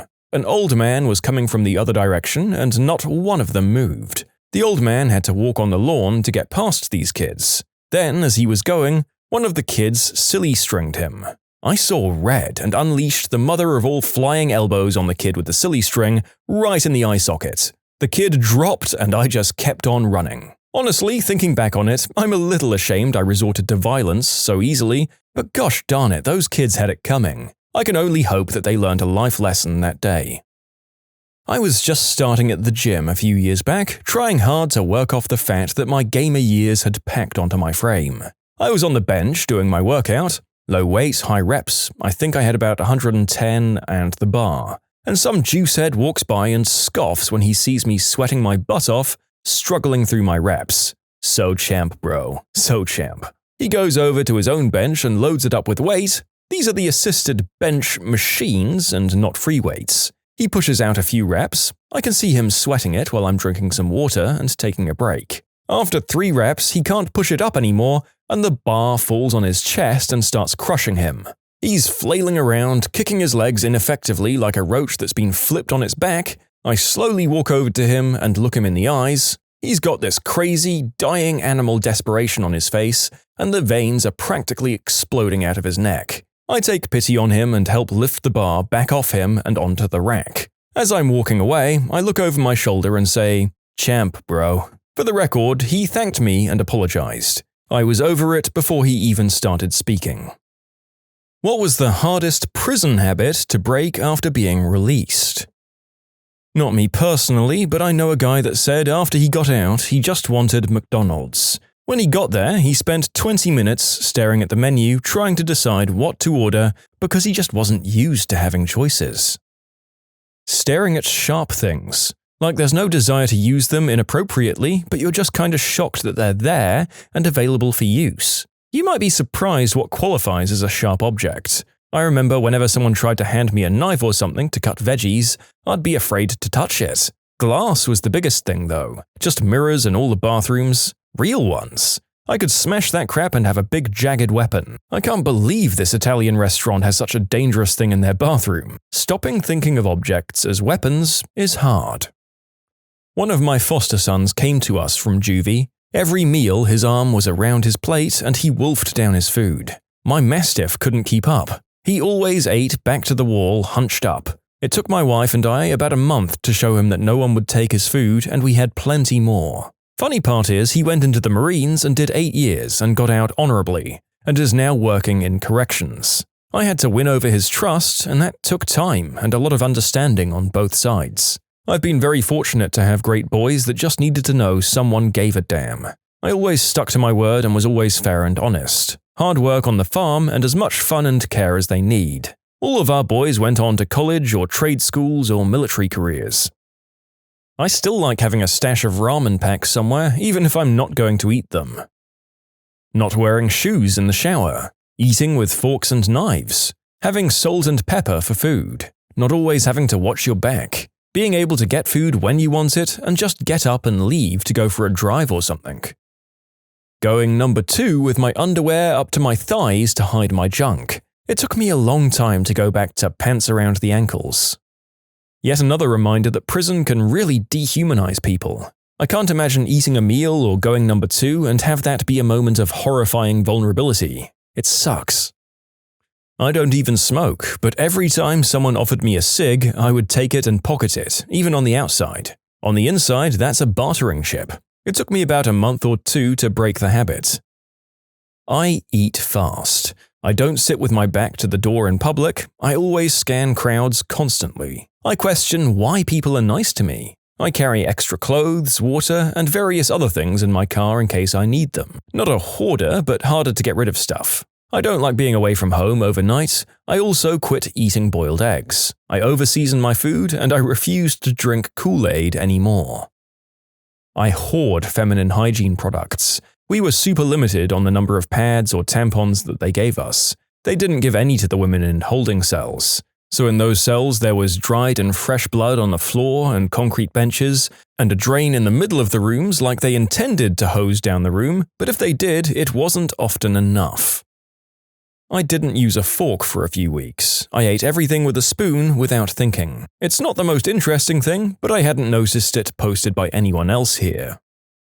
Constantly looking over my shoulder. By far the hardest conditioning to break, which I haven't and doubt that I ever will, is the constant pessimism and cautious optimism. You see, when you're waiting to work your way through court, get a deal, and get sentenced, you'll have your dates changed 50 times, hope for certain things only to be disappointed, and any time you're told something hopeful, it doesn't work out. As a result, I never get excited for something until it actually happens. When my wife told me we were pregnant, I already knew from her symptoms that she was, but still, you never know for sure until you take the test. I was obviously happy, but because I'm always cautiously optimistic and rarely show emotion, I couldn't feel comfortable or excited until I knew that my developing daughter was healthy. Even then, it didn't really hit me till she was born. You can apply this to anything, especially big events. Getting engaged, planning the wedding, buying a house, anything. I still hear from my wife how I wasn't crazy surprised or excited to be having a kid. I was actually half of the relationship who was dead set on a kid when my wife supposedly could have gone either way. You just can't get your hopes up or look forward to anything until it's there or has happened. I've been home for over 7 years now with my wife for 6.5. She's truly the catalyst that motivated me to truly change my life and to not give any more of my life to the system. But she'll never know how happy she makes me because she misinterprets my cautious optimism or realism for pessimism or indifference. I did almost 7 years. I've been out for 2 years. I'm 35, from Wisconsin. Wisconsin has a law called truth in sentencing. You do 100% of your time. There are multiple head counts where the guards make sure that all of the inmates are accounted for. This happens every morning at 5 a.m. I felt like I was doing something wrong if I slept past 5 a.m. It took me almost 6 months before I slept past 5. Even now, 6 a.m. is sleeping in for me. It has allowed me to never be late for work and show up every day. I was a substance dealer with no work ethic, and I slept until noon. Ironically, I'm more successful than I ever thought I would be because of these habits. I actually just got poached by another company who offered me a 150% salary increase. Nice to see you, new tax bracket. In 2 years, I've become a model parolee. My life is great. I married my wife last September. I go to therapy for a multitude of conditions that manifested while I was a guest of the state. I was diagnosed with general and social anxiety disorder and PTSD. I was out a few months and I had a panic attack. I had no idea what was happening to me. I was literally paralyzed and afraid. I thought prison ruined me. It did actually make me a better person in general. I'm not praising Wisconsin DOC by any means. The guards dehumanized the inmates and treated us like pure garbage with no hope. They always told people, "You'll be back." I won't be back. People that go back produce job security. They want people to come back so that they can do what they can to steal your dreams. I changed myself. Prison allowed me to step back and really look at my life. I saw who I hurt. I saw who was there for me. I saw who abandoned me. I became focused on change after my 3rd year. I contemplated self-deletion because I wasn't even half done with my sentence. After I seriously thought about hanging my life up, I committed myself to being the best human being I could be. I revolted by behaving, teaching myself things, and being positive. My life is now amazing. I'm surrounded by people who love me and that support me. All of the ex-cons reading this, and people just interested in the subject, that label, cons, is bullcrap. We're human beings with feelings. We can change. Stay positive and stay hopeful. Never give up. One love, folks. It sure seems like ex-military and ex-cons share a lot of habits. I'm not sure what to make of that. My best friend did 6 years in prison. I did 8 in the military. We concluded that the wire on his fence was to keep the enemy in, and mine was to keep the enemy out. The comparisons were while I was deployed. I did 3 tours and it was very different than being home in garrison. True, in garrison it's just like living a normal life. But while you're deployed, you're often wondering, is this my last day alive? What's my family doing, thinking, or experiencing while I'm out here? You've got to wait in line for the phone? If you even get to use the phone. Internet was a rare option to even send an email. So don't write how silly it is until you've sat down with your best friend, thankful that he made it out of the system alive, and he's thankful that you did too. Well, that's a sobering thought. The same sense of scarcity, disconnection, and danger that we use to punish our worst offenders is closer than I feel comfortable with to what we honor another group for. And God help you if you live somewhere where you can be thrown into this environment for tiny crimes that you can't afford to defend yourself for, just in order to be a source of cheap labor. Prison system in America is insane.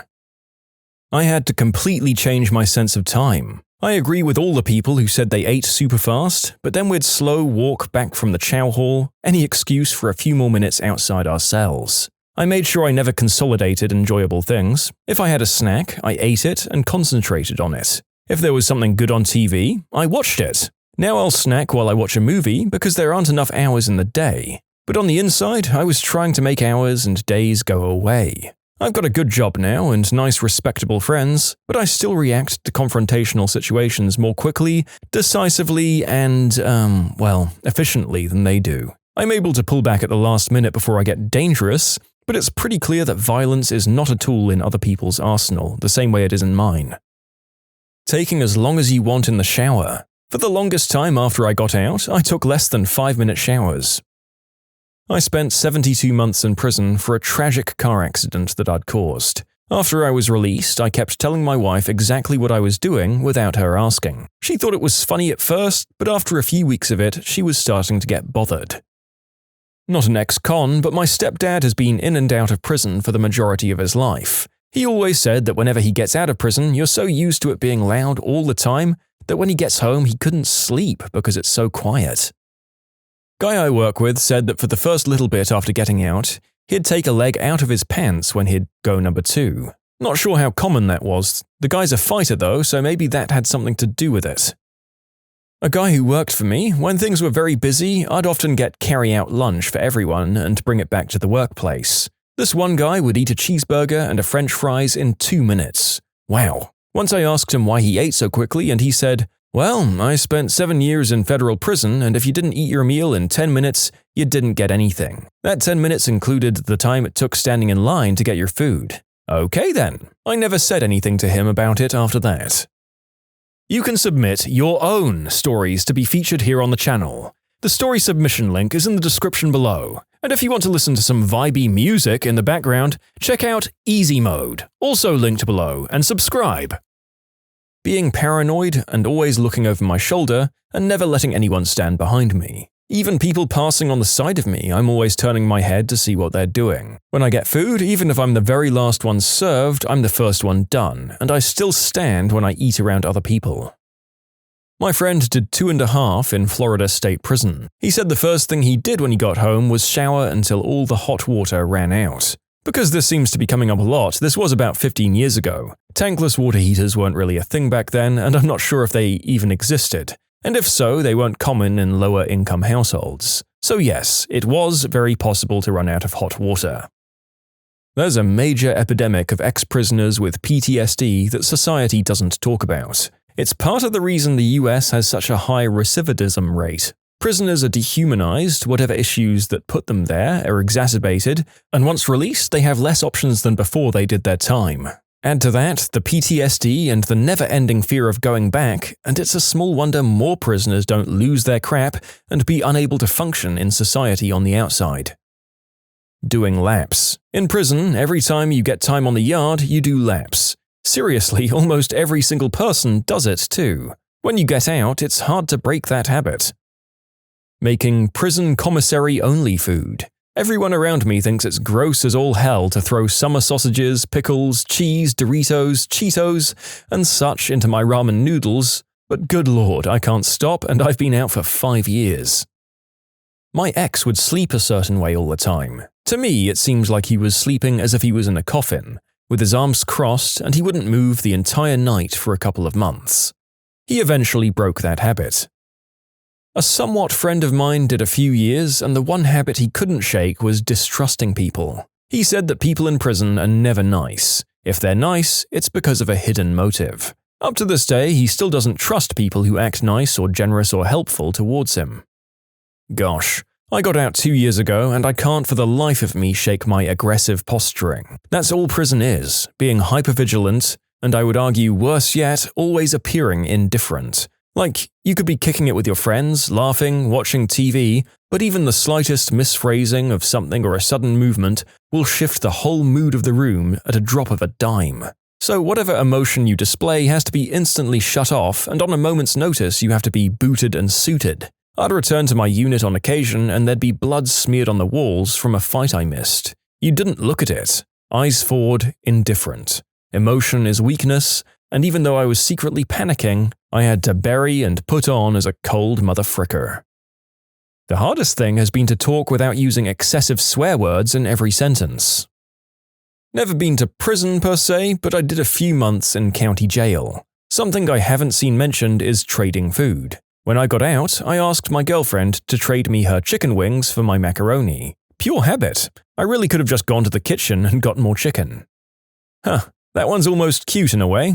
Now I'm analysing why I think that, and it's likely because it seems very schoolyardy, which in a way is another example of how we kind of take prisoners back into a more juvenile or animalistic state, where everything that isn't a guardian is dealt with a very transactional approach. My uncle was in prison for a while, and we've talked a bit about his experience and how it affected him. He has a hard time not being violent. You'd never guess, since he mainly just sits in the corner and smokes, but he's been out nearly 10 years and still always struggles with using his words. The guy cannot stand authority. He tells me that it's hard to listen to bosses when you know you're probably smarter and tougher than them. He knows most people feel this way, but he just can't ignore it. He's taken up professional carving so he can be his own boss. He's really in touch with our native roots now, on account of joining a First Nations gang in prison. Doesn't talk much, I don't know if that's because of prison, but he really only speaks if he wants to. Not the kind of guy who likes to just talk. He doesn't have a lot. He has some sort of abandonment issue or something, so he doesn't want a lot of things to miss if he goes back to prison. For all the time he doesn't spend with people, he's out with nature or doing something in the wilderness. I think it helps keep him calm and feel connected. He's a nice enough guy, but prison kinda messed him up. I think he's going to live his life being slightly disconnected with people. Judging by a few guys I've worked with, taking extreme offense at the word goof or goofy being used in their presence. It's apparently a prison term, primarily in Canada, that refers to people who do awful things to children. In prison, you definitely don't want that name attached to you. It's still pretty weird to have a guy blow up just because you said something they were working on looked a bit goofy and needed to be fixed. Having your head on a swivel, protecting your personal property in an obsessive manner, and sizing everyone up. When I was locked up, I always knew what was going on 360 degrees around me. Only the last unit I was in had lockers with actual locks, so before that I had to protect my commie, paperworks, and books all the time. Most people would fight you to take your crap because that's the respectful way to do it, but cat burglars were the worst. They'd sneak around and take stuff. They got screwed up by everyone when they got caught. It's code. If you want my stuff, come and get it. You don't sneak around to steal it. I've been out for almost a year and a half, but I still constantly size people up. No matter where it is, in the grocery store, Walmart, walking down the street, I still analyze each person and figure out my best course of action if we have to fight. I've been out 8 years and I still eat like a dog. Most prisons give you 30 minutes for your meal, but that includes the walk from your cell block to the chow hall, waiting in line, and finding a seat. Normally, by the time I actually get a piece of food in my mouth, I've already got a CO yelling over my shoulder to hurry up. It's really annoying going out to eat with people and gobbling up your meal only to be stuck watching normal people eat for 20 minutes. Hardest habit? Not talking crap to dumb old men who think they're right just because they're old. I hated that in prison. Old guys think they know so much just because of their age. Like, motherfricker, you're in prison. You obviously don't know much better than I do. The easiest habit? I'm never getting top ramen or getting a bowl cut from a Mexican barber again. I find myself hoarding toilet paper under my bed. Sometimes I do it without thinking, and I'll look under there and have 10 rolls of TP. A couple of guys I know, after being out for 5 to 10 years, wrap their arms around their plates and shovel food into their mouths at the speed of light. They're also super defensive of their food. When I first got to know them, I jokingly swiped a chip off one of their plates, and he flipped his fork up and demanded I give it back. It freaked me out a bit. My friend once told me he got hooked on watching news channels and crappy daytime television. He said he also enjoyed listening to AM radio now, even though he knows specific podcasts exist and are more tailored to him. He self-deleted 3 years ago after receiving a 20-year sentence, just a year after finishing a 1-year sentence. So apparently I need to clarify a few things here. At 18, he served a little over a year in prison for moving green herb, got out, violated parole, and got caught moving mass amounts of more green herb and other things, like breaking into homes, petty theft, which was going to send him back for at least 15 years. After the jig was up, he had a while where he was allowed to stay at home, and then he ended up doing self-deletion with a 9mm to the head. He survived the initial shot, but died 2 days after going to the hospital. He was a great friend, and I knew him since elementary school. Top of our graduating class in high school. Just too much exposure to the wrong people. Realizing I could just get up and go somewhere, that I could make plans tomorrow from 1,000 different choices. It's hard to break the habit of checking everyone who enters your vicinity. It feels like you've got to mark everyone off as a non-threat. My good friend's uncle did 20 years or so. His habit was how he ate. Everything that he ate got immediately cut, mixed, and devoured quick as all heck. Don't know why, he always said it's how you did it there. You ate and got the frick out as quickly as you could. 2 words. Grape jelly. Not being able to go to the free infirmary when you're hurt or sick.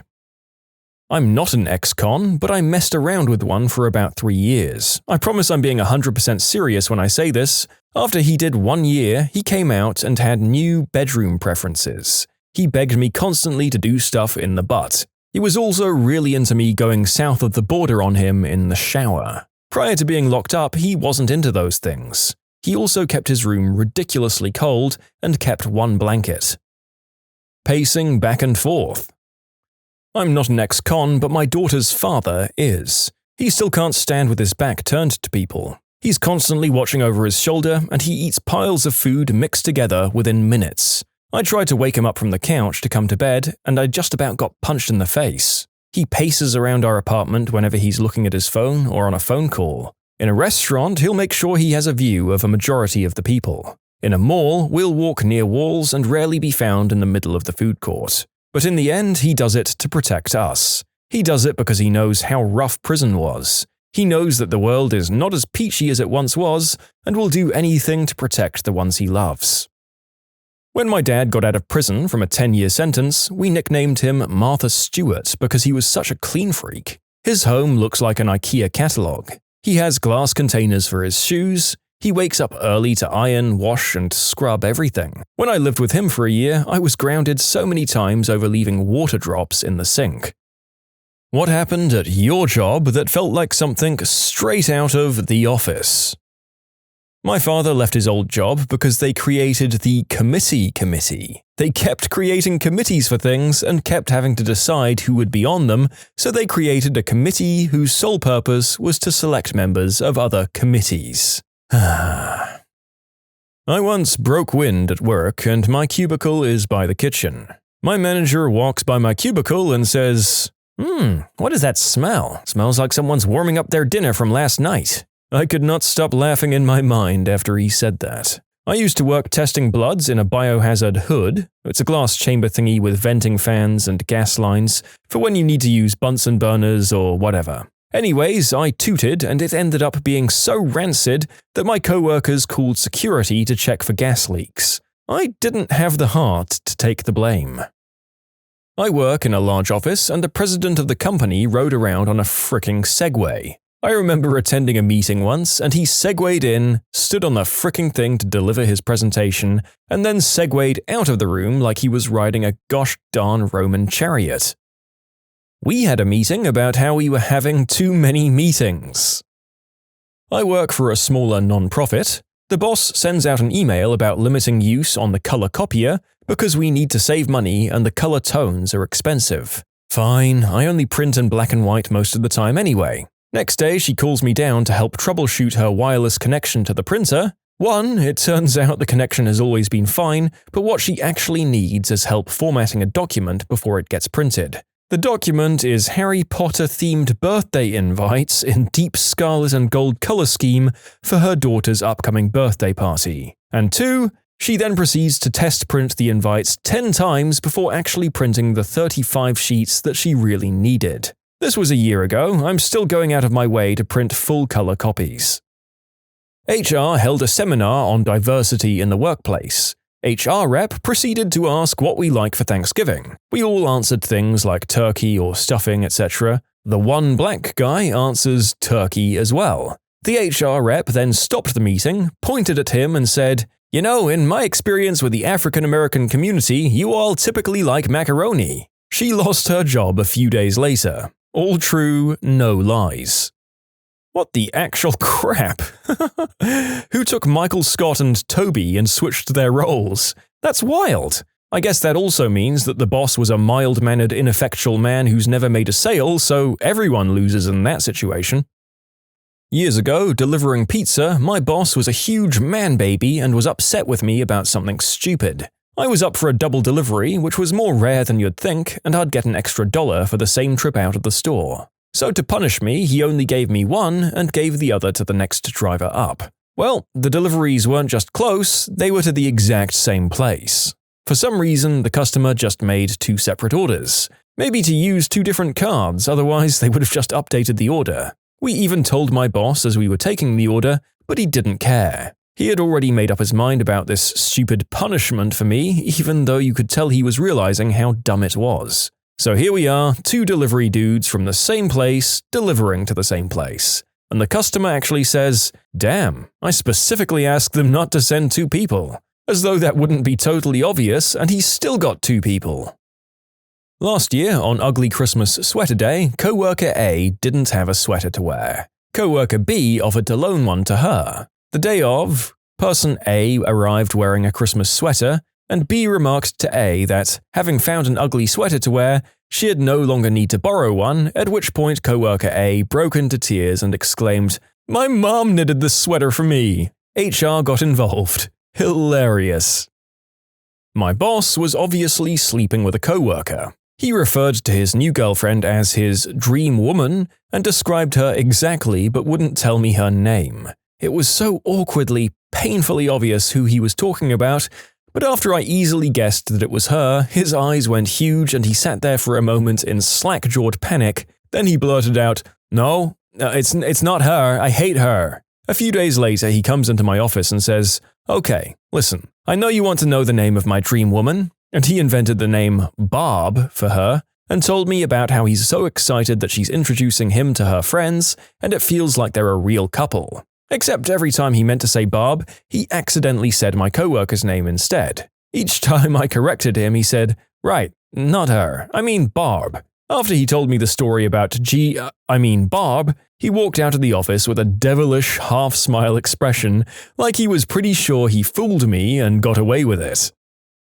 My boss, coming in from a walk to the Target a few stores over in the shopping center, said, "Guess what I found all the way over in the parking lot at Target?" My idiot coworker said, "Was it a rat?" "No. Was it a dead rat?" "It wasn't a rat. It was one of our shopping carts, but that part doesn't matter. Just the fact that she thought it still could have been a rat after he said no the first time, and thought the clarification dead would be the right guess, was really funny to me."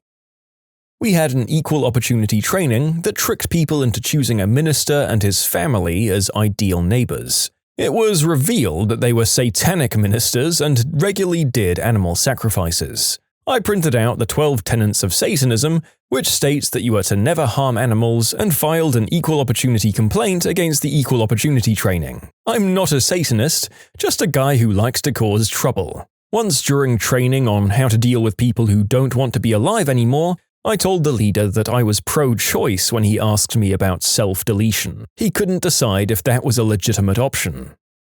My boss had a dream. When she describes it, it sounded more like a nightmare, but she didn't see it that way. She described this dream of being locked in a room with only a single door. At one point, some big men in suits opened the door and without saying a word threw a gutted pig into the room and closed the door. She came to work, told us about this dream, and then asked for a few co-workers to help her Google what it meant. When they looked it up and broke down the different symbols in it, F my life, they came to the conclusion that it wasn't good. Who would have guessed, right?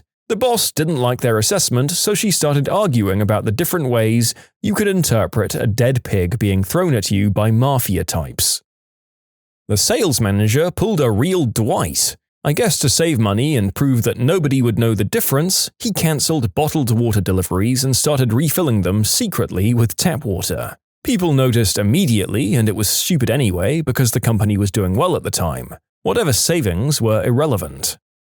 Wow, he really shrewded that one. Way to save a couple of dimes and make everyone hate you, pal. And this guy wasn't even in charge of admin or the office at large. Who cares that much about something like that at work? Oh, right, Dwight Schrute.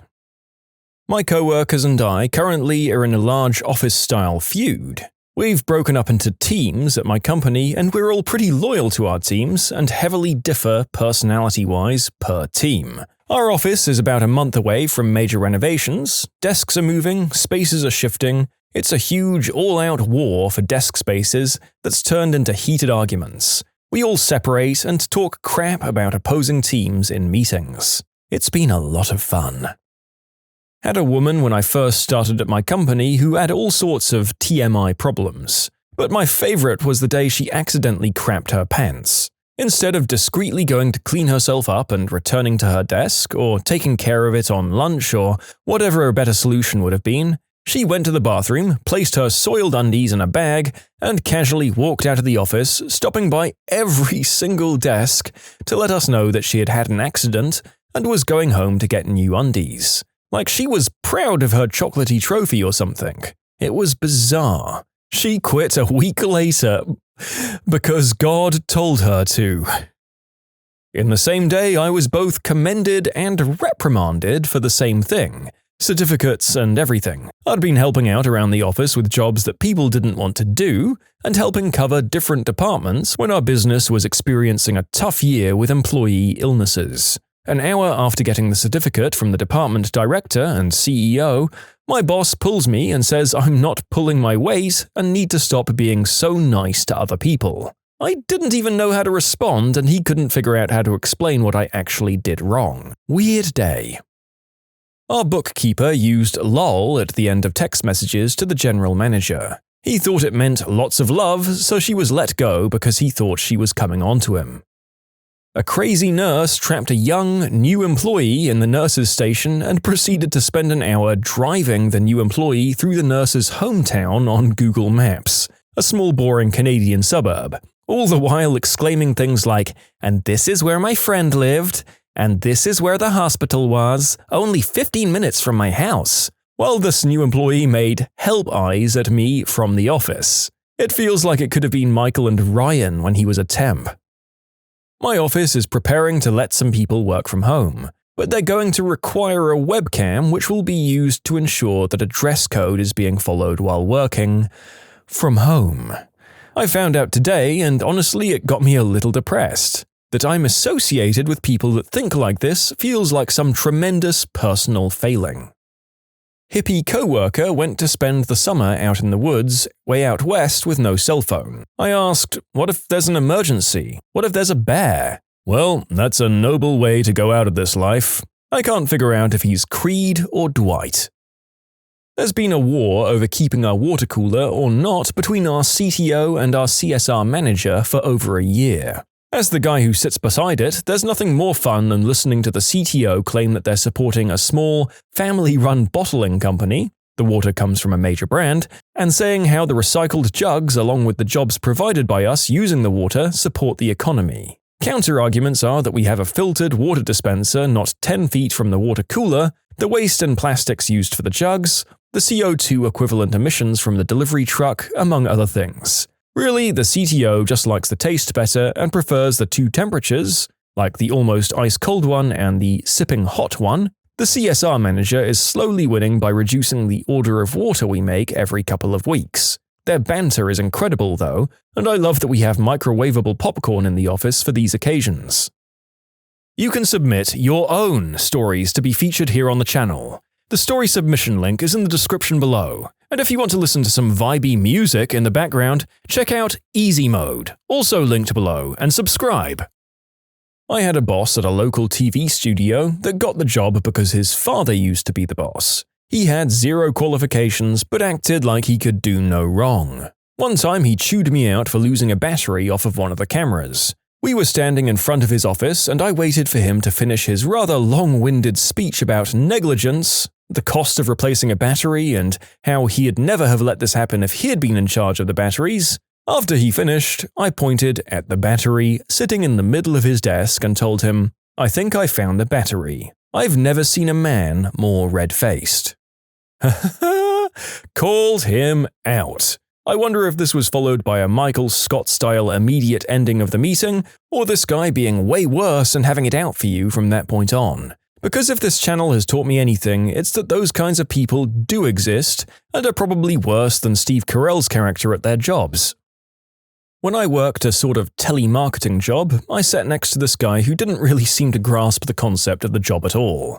I'd sometimes overhear him while I was waiting for someone to pick up, and he was just a mess, tripping over his words constantly. Once I glanced over at his screen and saw how he had been on one call for over 40 minutes. I frantically nudged him and he muted it, asking what was up. I told him if he didn't ask for money soon and end the call, he might get fired, or at least reprimanded again. His response was, "Oh, but he's pretty fun to talk to. He already told me he doesn't want to donate like a long time ago." It was basically just like Michael Scott totally failing at the second telemarketing job. I worked retail and moved stores. A few months later, my female Michael Scott boss was also moved to my store. Everyone was asking me what she was like and what to expect, and all I could say was, "You just have to wait and see for yourself." Everyone was so excited to meet her on the first day, they all showed up early to greet her, and she was about 45 minutes late. Walks into the store, and the first thing she says is, "Sorry I'm late, I had to wait for my husband to get up and do my hemorrhoid cream before I left." My boss literally brought a PS4 for a white elephant exchange. Exactly as much of a disaster as that episode with the iPod. My former boss decided that since she was leaving, she'd throw a going-away party for herself. Usually, close friends or workmates will put together a nice get-together to send them off. She had managed to annoy nearly everyone she worked with at one time or another, except for the head of the organization. So she provides the list of people she wants invited, as well as the people she wanted not to attend, where and when, and decides a theme. The theme was pet speed dating. It was some sort of inside joke she'd suggested and had decided that this would be the theme. I met a few of the people besides workmates at the party. It was a few members of the public that were very active on the organization's email list and who had no real lives except to say that they were very interested in getting stuff for free. It was an odd mix of people in an uncomfortable setting at an event that was exceptionally weird to honor a person that no one really liked or felt any warmth for at all. Odd all around. Muffins are provided at staff meetings, the big kind with chocolate chips and those waxy wrappers. Sort of weird dude I work with starts eating his, finishes, then folds the wrapper into a triangle, stuffs it in his mouth, chews and swallows. Like it's just the most natural thing in the world. I didn't believe my eyes, but then I locked eyes with someone from another department, and the look of pure confusion and shock on his face told me that he too had witnessed it. By the next meeting, a small group of non-believers were on the lookout with the two of us, and sure enough, strange coworker does it again. By the meeting after next, basically the entire staff was watching this guy eat his muffin wrapper. I'm fearful that management will notice and will stop providing muffins because at this point, no one in that room is paying attention to a damn thing they say. We all just watch the weird guy enjoy his muffin and wait to see him eat the wrapper. I really used to hate the meetings, but this has made them much more enjoyable.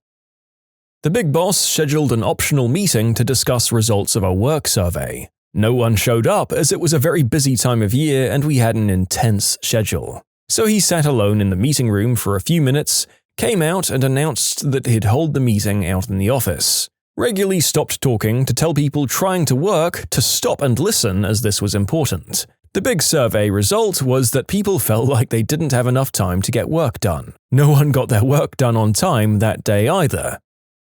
I'm a UPS package handler, rest in peace me, as of 2 weeks ago, and during training we had a conversation that went like this. The training guy said, "Okay guys, here's your workbooks, please open to page 13 and put today's date. Today we're going to talk about hazmat packages. Again, page 13 and write today's date." One employee immediately asks, "What date should we write down?"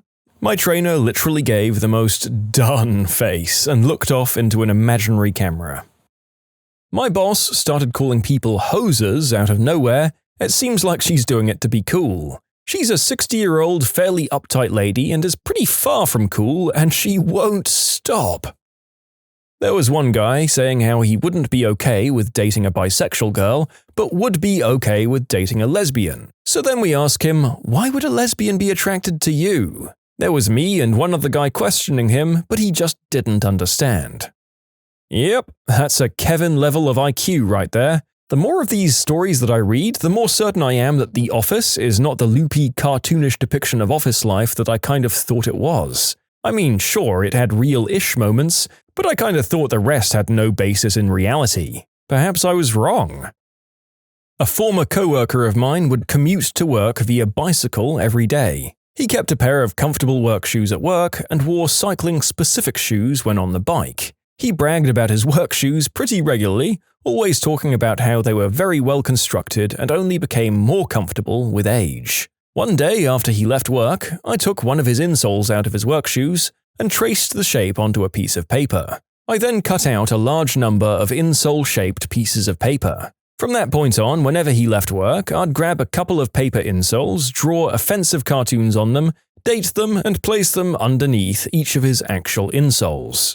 Most of the cartoons involved at least one male reproductive organ. Gradually, his shoes became tighter and tighter. He actually complained about it to me and various other co-workers, and talked about having to buy a new pair. Approximately 5 weeks later, a very loud, "What the frick?" could be heard from the back rooms. Everyone walked back to see what the commotion was all about. There he was, paging through each individual insole in total offended disbelief that someone had been messing with him so consistently for such a long time. To this day, it was the most satisfying work prank I've had the pleasure of conducting.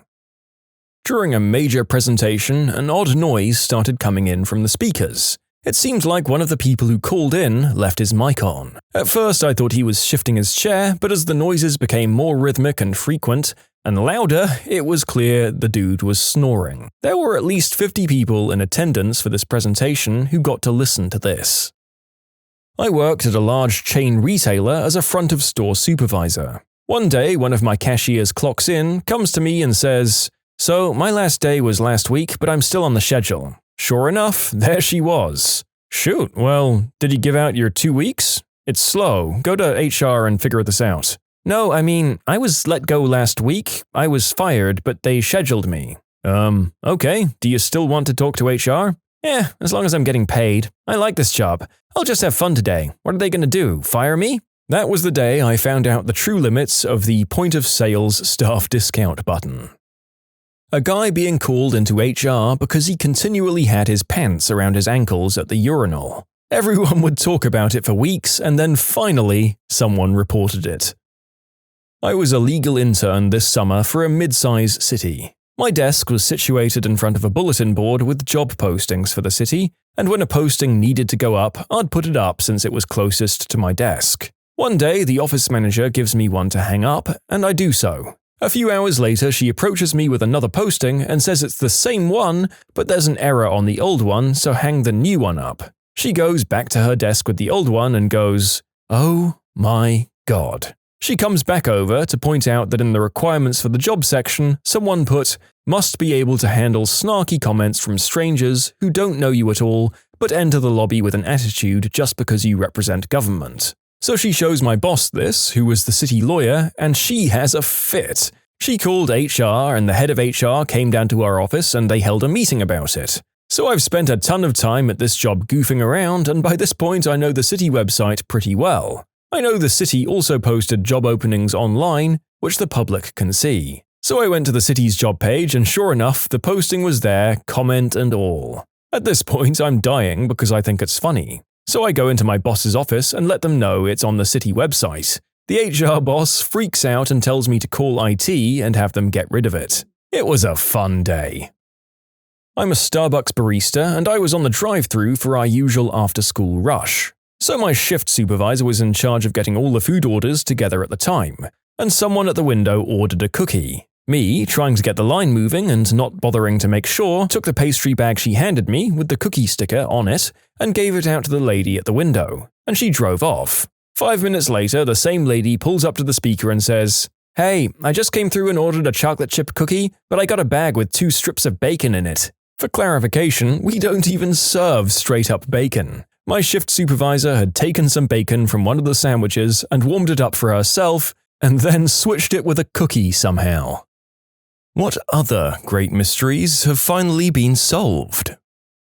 In 1981, a Soviet submarine ran aground in Swedish waters. This was a huge deal, although the Soviets claimed the sub was in distress and didn't purposefully enter Swedish waters. Basically, everyone in Sweden saw it as evidence that their waters were being invaded by spy subs. Plus, they did some snooping of their own and determined that the sub was emitting radiation, meaning it had nukes on board. So they went along with the Soviets' clearly false claim about accident and helped get the sub out of there, but panic was in the air. So the Swedes did exactly what you'd expect, and they prepared for more Soviet subs. I mean, when you see one Soviet sub, surely there are more, right? So Sweden developed advanced acoustic technology to detect subs, and they created a plan to basically seal off the waters when they heard a sub. And wouldn't you know it, a year later, they found a Soviet sub. Well, they didn't find it, but they absolutely heard it. And they cut off the bay and figured they just had to hunt the sub down. But after a month, they couldn't.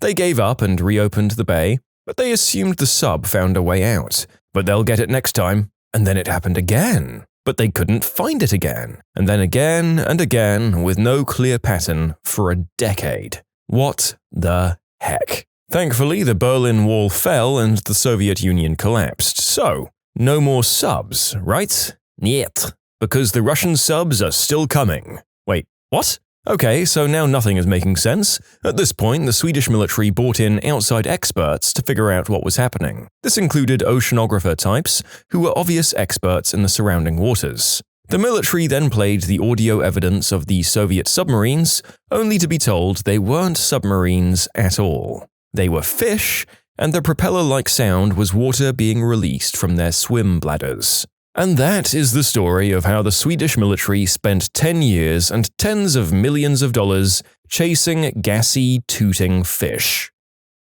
This is a personal family mystery that got solved a few years ago, so nothing that would have gotten media attention.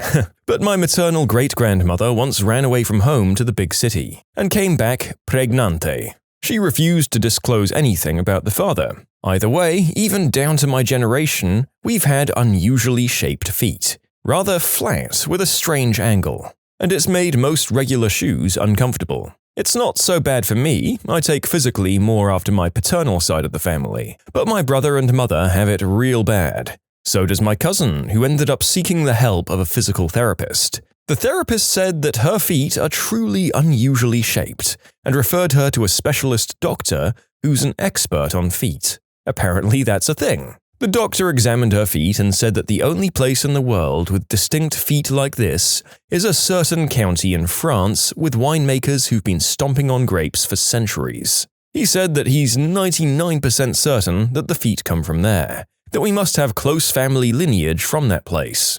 My cousin told our family and we were very confused. We most certainly don't have French relatives, until we realized great-grandma. The city she ran away to was known to house traveling craftsmen from all over the world. She must have hooked up with a French winemaker. We joke now that she had rolled over in her grave because this strange foot doctor had discovered her great secret.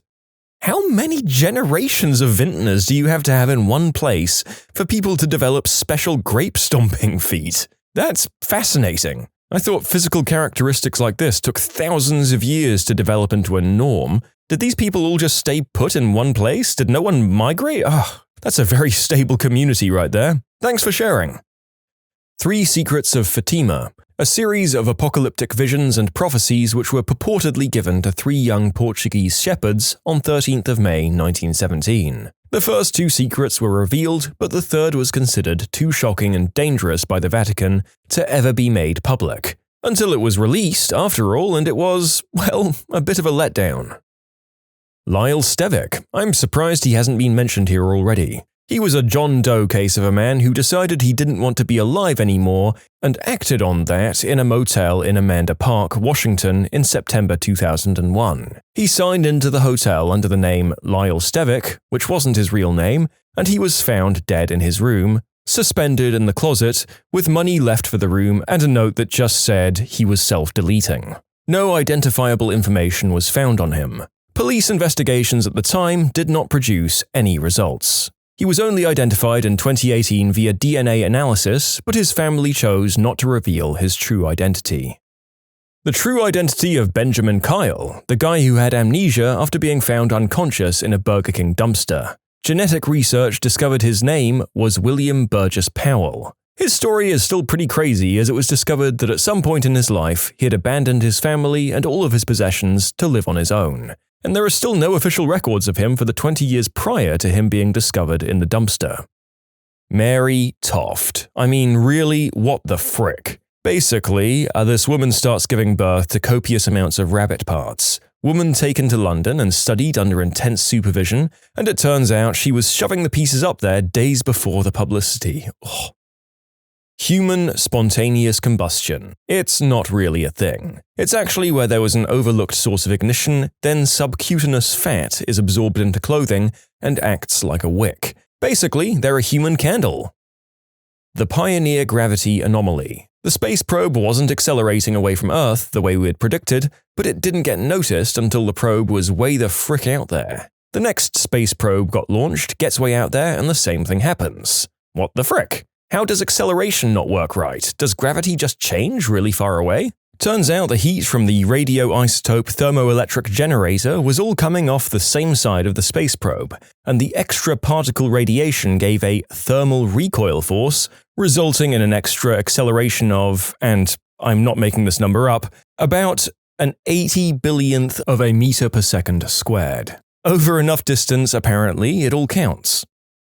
Bermuda Triangle, or the Devil's Sea, a triangle-shaped section of ocean where airplanes and boats were known to disappear. Apparently, most stories were embellished, and there is so much traffic that goes through the area, it's actually a very small amount of vessels that go missing, percentage-wise. I can't help but feel like bringing up some of these is contributing to making the world seem a little less of a magical and incredible place, even though it absolutely is. As a kid, I used to dream of flying over the Bermuda Triangle and seeing what happened. Oh well. The Prophet Hen of Leeds. A hen was laying eggs with messages like "Christ is coming," and people thought the world was ending. Turned out the farmer was actually writing on the eggs herself and then reinserting them back into the chicken. The tomb of Jesus' previously unknown brother turned out to be a hoax to try and sell the tomb to a nobody for a lot of money. The French guy who claimed to be a missing boy in the 90s. He even lived with the crazy mother. Nicholas Barclay, aged around 13 at the time he went missing, was last seen playing basketball with his friends in his hometown of San Antonio, Texas, on the 13th of June 1994. Barclay never made it home and has not been seen or heard from since. In 1997, Bourdain took Barclay's identity and was flown to the United States. Although Bourdain had brown eyes and a French accent, He convinced the family he was their blue-eyed son, saying that he had escaped from a child trafficking ring and the ring had altered his eye color. Bordin lived with the family for almost 5 months until 6th of March 1998. The craziest part is they recently found out the brother was the murderer and murdered Barclay with permission of his mother. And the only reason the French guy got away with it is because the family didn't want to reveal that they knew who killed Barclay. Kids like Cinnamon Toast Crunch because there's a bunch of sugar on it, not because of the cinnamon or the crunch. My parents wouldn't let me buy Fruit Loops because it was unhealthy. Instead, they got me Cinnamon Toast Crunch. Still baffles me to this day, and I'm a father now. Rex McElroy. Over a good few years, he was an absolute piece of crap. Lived in Skidmore, Missouri. Groomer, unspeakable act offender, married this 14-year-old girl who he gave Stockholm Syndrome to avoid the unspeakable act charges, piece of crap lawyer to get him out of a literal attempted murder, attacks with a deadly weapon. It was also well known that he stole cattle or something like that, but because of the crappy law system, they couldn't do anything about it without direct proof. Oh, did I forget to mention he had kids with this 14-year-old wife? One of his crappy kids tried to steal some candy from a store in the 1980s. The store owner, who was 70, caught the kid, so Rex started stalking the family who owned the store, coming to their house and just standing in front, making threats and everything. In a confrontation, he tried to blow the owner's head off. But Ernest Bauernkamp, the owner, dodged and had his neck grazed, and he was quite hurt but alive. Finally, Rex was caught for this and found guilty of attempted murder, but bailed because he was rich. People would literally leave whenever he entered a bar. He bullied a sheriff into stepping down from his job and was constantly loaded with money, buying new trucks all the time. Well, eventually people got tired of his crap. Dozens of people followed him into the bar. McElroy finished his drink, went back out. As he started the car, an unknown amount of people opened fire on this absolute crock of crap, absolutely destroying him. As a matter of fact, they wanted him dead so bad that they found revolver casings on the ground, meaning someone had enough time to reload an entire revolver. There were numerous shooters, and the Stockholmed wife called out one shooter, but every other person there, of around 50 people, said they saw nothing, and hell, some even said that they heard nothing.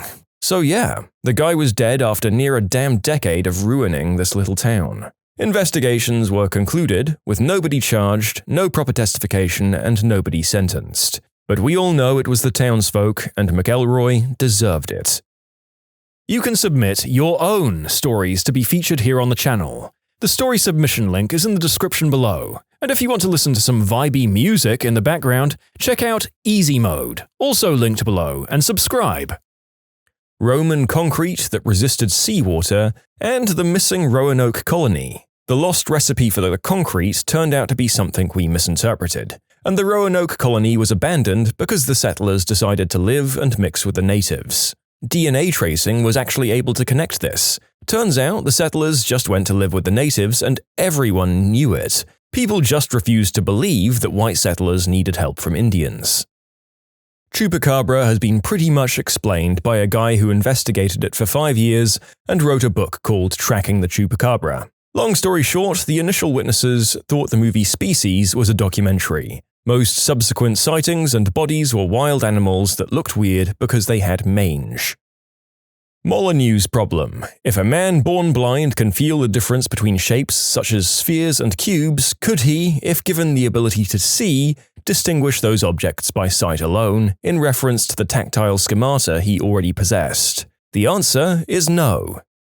Well, the person who wrote that submission has been a little glib in their answer, but I do understand that we probably obtained the answer because we now have some limited capacity to give sight to those born blind, so that's cool.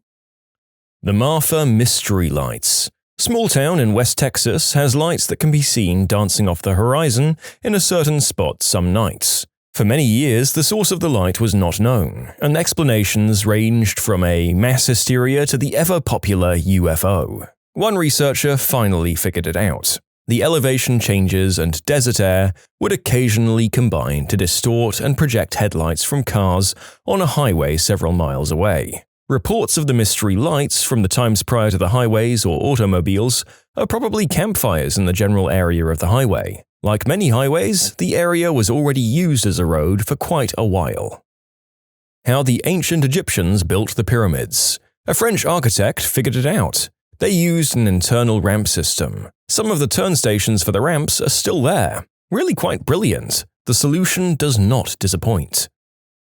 The Kensington Rock. Found by an American farmer in like the late 1800s. Maybe? Covered in Old Norse runes which were claimed to be from around the year 1360, which would prove that there were white settlers in America long before Columbus, thereby justifying a lot of the purveyors of racist alternate history in the 20th century. The rock was later proved to have been forged by a Swedish settler just for fun some 100 years prior to its discovery, and people are still making documentaries about it, claiming it to be some wild, unrevealed truth of America's colonization.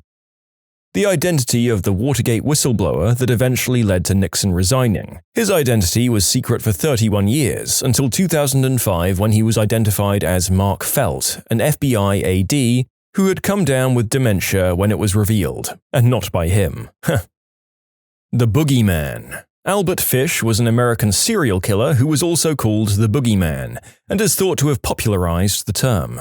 This is the man your parents warned you about at night. He was an unspeakable act offender, cannibal, and murderer. While he committed several disgusting, awful, and depraved acts, the one that got him caught was the murder of a young woman named Grace Budd. He responded to an ad for work her brother put in the paper, but when he met the family, he changed his mind from killing him to killing Grace. After he killed and ate her, he wrote a letter to Grace's mother, explaining in detail what he did to her daughter. This letter was thankfully his undoing, as it provided the key to his capture. The police were able to trace it back to its source and arrest him. This letter has been made public, and if you're interested, you can read the full thing by searching. I can't even imagine being a mother and reading it. I'm so glad they caught him and he was taken off the streets. Who knows how many more people he would have killed. I've become skeptical when police solve a serial killing. They're often under a lot of pressure to find the killer. They sometimes blame a bunch of killings on one guy. There was a guy in Texas that confessed to the murder of a girl he had been dating. She was wearing red undies, and the cops started calling it the Red Panty Killer. He confessed, and then they asked him if he had killed anyone else, and he said, lots. Word got around, and the sheriff and Texas Rangers would tell the other guys to bring the case file, strawberry milkshake, and a pack of Lucky Cigs, and the guy would talk. He confessed to a lot of killings. Someone got curious and did a map of all the killings and when they happened. Turns out it was physically impossible for him to have been in all of those places at the time of the killings. The sheriff and rangers had a simple trick. They'd give the guy the milkshake and cigs and tell the investigators from other states to give him a bit of time and then interview him. But they'd leave the case file in a room with him all alone and he'd read the case file. They'd come in and ask questions and, miraculously, he'd know all about them. Case solved. In the end, it turned out his DNA was not on the panties of this person he'd confessed to killing, but some other guy's DNA was. But the sheriff, cops, and rangers consider all the cases to be closed to this day. The Romanovs. On 20th of July 1918, Tsar Nicholas II, his wife Alexandra, and their 5 children were executed by the Bolsheviks in the basement of a house on Ekaterinburg. No one knew where they were buried, and over the years, various people came forward claiming they were Princess Anastasia or Tsarevich Nicholas, and that they'd survived the execution. In 1979, the family's remains were located, but they only found 5 bodies. Had 2 of the children managed to survive after all? No. In July 2007, the remains of the other 2 children were found by an amateur archaeologist not far from the first burial site. Fun fact, the late Duke of Edinburgh assisted in the identification through DNA, as both he and the Romanov children were descended from the same daughter of Queen Victoria. And every fan of the animated film Anastasia wept at the news. The narrator apologizes deeply and sincerely at the revelation of the fate of a more than 100-year deceased individual and will not be paying for therapy of distraught viewers. Sarah Yarborough was from a few doors down, who watched over us on several occasions when we were young kids. She was killed and dumped in a bush at the high school like a piece of trash, and it was absolutely devastating. It wasn't a small town, but when it happens to your neighbor, it's very much in your sphere of awareness. Everyone was scared. I remember the media circus at the home and the eventual tapering off of said circus, and the family moving away to get away from the undoubtedly bad memories and constant reminders that their kid was murdered and the killer was out there and still on the loose. It turned into a cold case. Every now and then, I looked for news of an update, even though I grew up and moved away. I did this for years, decades even, because it always bothered me as an early childhood memory. A couple of years ago, I finally saw a local news report that DNA evidence and genealogy databases led to the arrest of the murderer. For me, that was an emotional moment of getting closure, and I can't imagine the magnitude of emotions and fresh wounds felt by the parents having learned that nearly 30 years later, the investigation on the cold case paid off. Amelia Earhart. She crashed. They found her remains. Does ghost hunting work? Nope. 12 or so seasons of it on TV and not a single ghost found. The Weeping Jesus statue in India mystery. Apparently a Jesus statue started crying and all Christians, along with some Hindus, started to drink the tears. It turned out to be sewage. It's hilarious until you read that the guy who discovered it had to flee to Finland due to hate letters.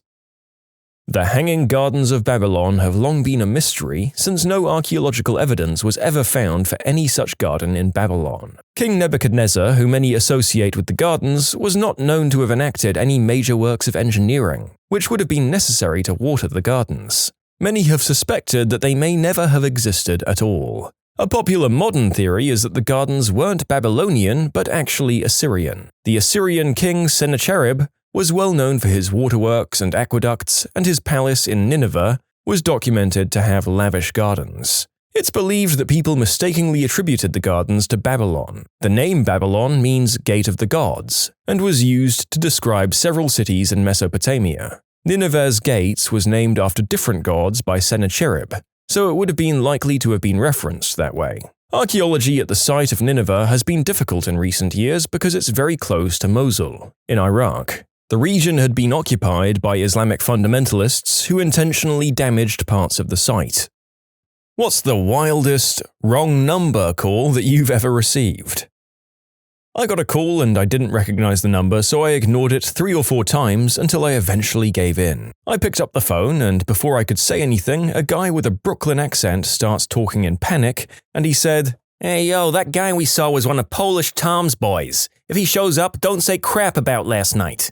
And I said, "Sorry, this must be the wrong number." He just started cursing and hung up. Ever since then, I've been curious as to who the heck this Polish Tom is.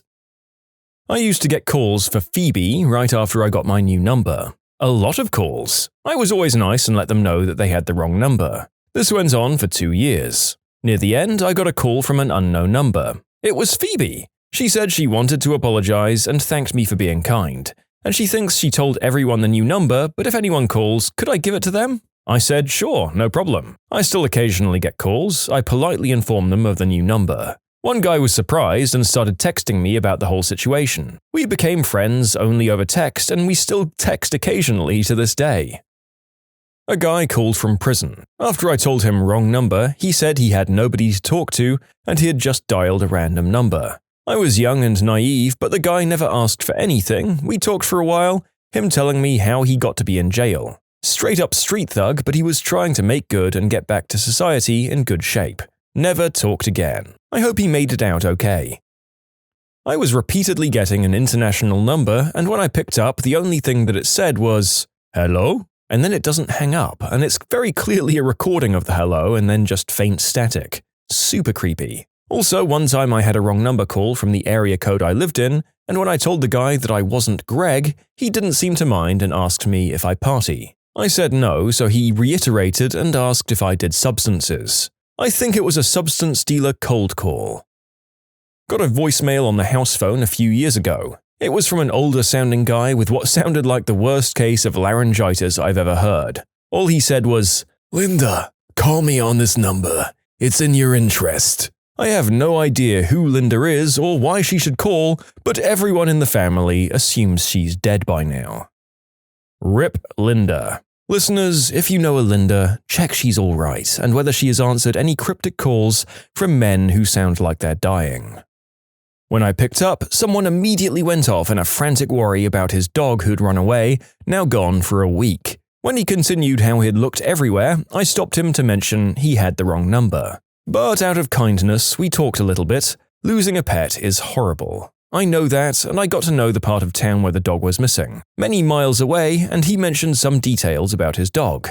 Well, I'll be damned, when I go to the market later that day, I see a dog begging that meets the description. Now, in my mind, this is utterly impossible. Period. Nevertheless, I look up the recent call in my phone history and I FaceTime the guy. It's his dog. They were reunited 2 hours later. He had initially thought he was calling the local website for when your pet has gone missing. He had already notified them and provided a picture. Because he was getting desperate, he thought he had called the mobile of the volunteer to have the information added that the dog was usually wearing a scarf with the bright neon colors of a local band. The dog wasn't wearing that in the picture, so he tells me this, and it's actually how I recognized the dog.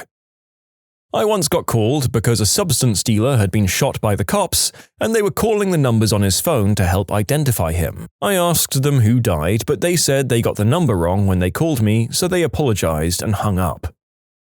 I work at an old folks' home and was in the elevator one day, and the emergency phone started ringing.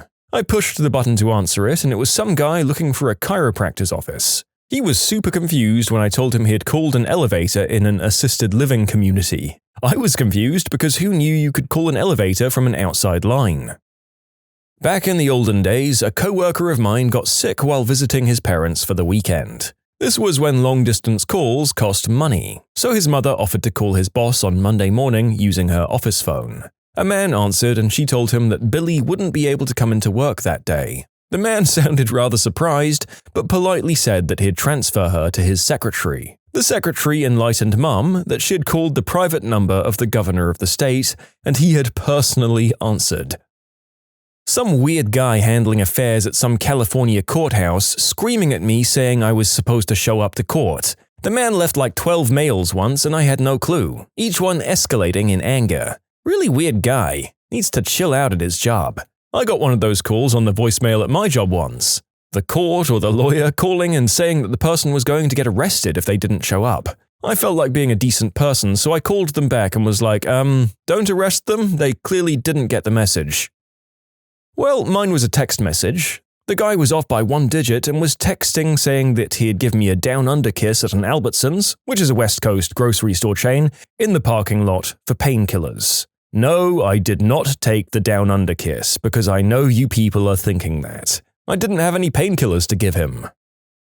My best friend's older sister saved a voicemail for years until she got a new phone. This little boy, who sounded maybe 5 or 6, was apparently calling his girlfriend to break up with her and said he was mad at her and he was going to call her the J word and the R word and the M word. He went through a solid 75% of the alphabet and then ended with, "Okay, I'll see you tomorrow at school. Bye. Love you. Bye." It was fantastic.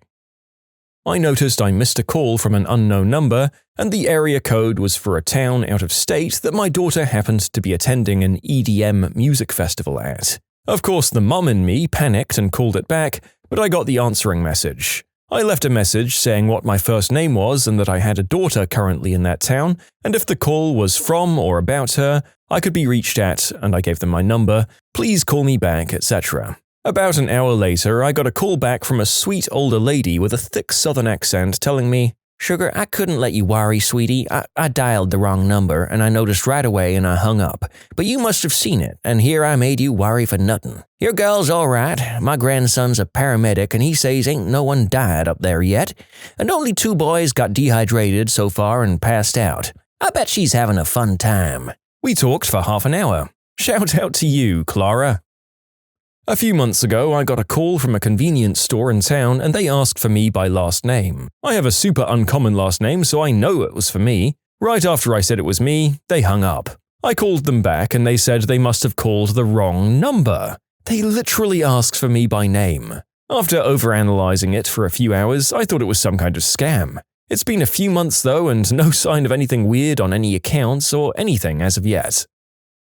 Someone called my number asking for Gary. I'm not Gary, and that isn't even close to my name. I politely said, "Sorry, you have the wrong number." They stated back that no they didn't, and I was a C-word and they were going to kill me. It was at this point that I decided, screw this guy. So I said back some things like, "Come over and do it, and I'll mess you up so bad you'll be peeing blood," or something like that, and this guy got more angry and said some other crap. Then I just went again, "No, seriously, dude, you have the wrong number," and I hung up.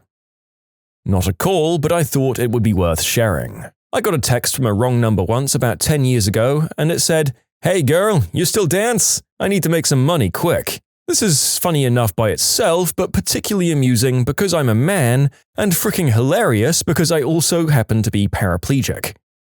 The narrator would like to note that our commenter didn't write whether or not they accepted the offer, so I choose to believe that a hard-up adult club owner awaited his star dancer and was somewhat baffled when a burly gentleman in undies and a wheelchair rolled out onto the stage and started rotating to the music. Well, I didn't answer mine, but I listened to a voicemail from a number I didn't recognize. It was a guy claiming he knew where I lived and he thinks I'm very beautiful and would love to take me out sometime. He ended the message with, "If you don't respond, I'll kill your dog." I was kind of freaked out, so I texted, "Sorry, you have the wrong number." I knew because I didn't have a dog. He responded with an apology and said it was just a joke he was playing on his girlfriend at the time. I really hoped that this was true and they just liked to play creepy jokes on each other. I got this call at my work. I answered, "Name of my company, this is Tom. How can I help you?" There was a man who sounded like he was in a lot of pain on the other end. "Jimmy, this is your cousin Al." I'm sorry, sir, this is Tom, and there's no Jimmy here." "Jimmy, it's your cousin Al." I'm sorry, there's no Jimmy here." Jimmy, it's your cousin Al. I'm alive." "Sir, is everything okay?" "Who is this?" "Al, this is Tom. You called my business. But real quick, are you okay?" Oh, sorry, I was hit by a truck." "What, you mean like in the last 10 minutes?" No, cousin, like 2 weeks ago. I was out with cousin Jimmy and I got hit by a truck walking home. When I came to, cousin Jimmy was gone and I had to call 911. "Jesus Christ, Al, I'm glad you're okay." "Oh, Tom, don't take Jesus' name in vain like that.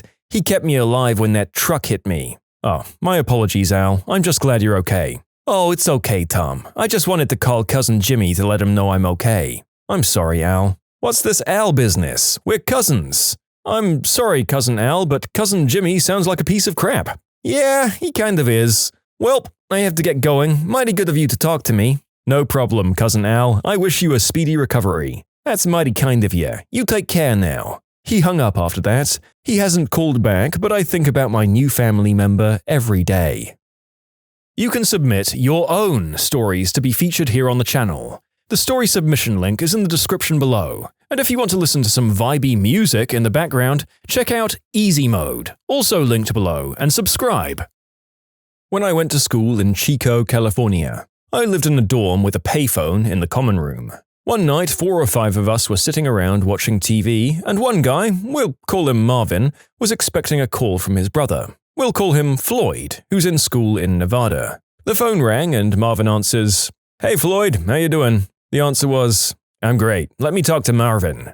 "Hahaha, this is Marvin. Now let me talk to Floyd." "Dude, I am Floyd. Put my brother Marvin on now, okay?" "Wait, is this Floyd in Nevada?" "Nah man, this is Floyd in Utah." Eventually, they worked out that the 2 Floyds were trying to call their 2 brothers Marvin on the same night. They worked out that the phone number Floyd called was 1 digit off, and all 4 were in college. There was much amazement and a little hilarity when Marvin finally hung up and told us what had happened.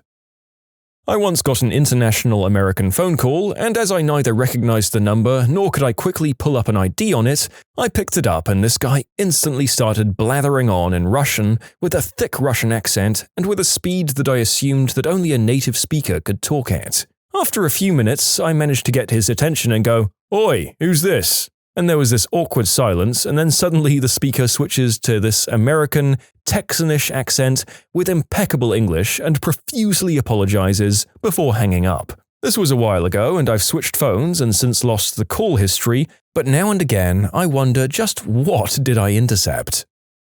I made one wrong number call that stayed with me. My elderly mum passed away, and the nursing home rang me in the early hours of the morning, about 3 a.m. to let me know. It wasn't unexpected, but it was still a shock when it happened. So I tried to ring my brother to let him know, and I must have dialed the wrong number. A young man answered, and I'd obviously woken him from a deep sleep.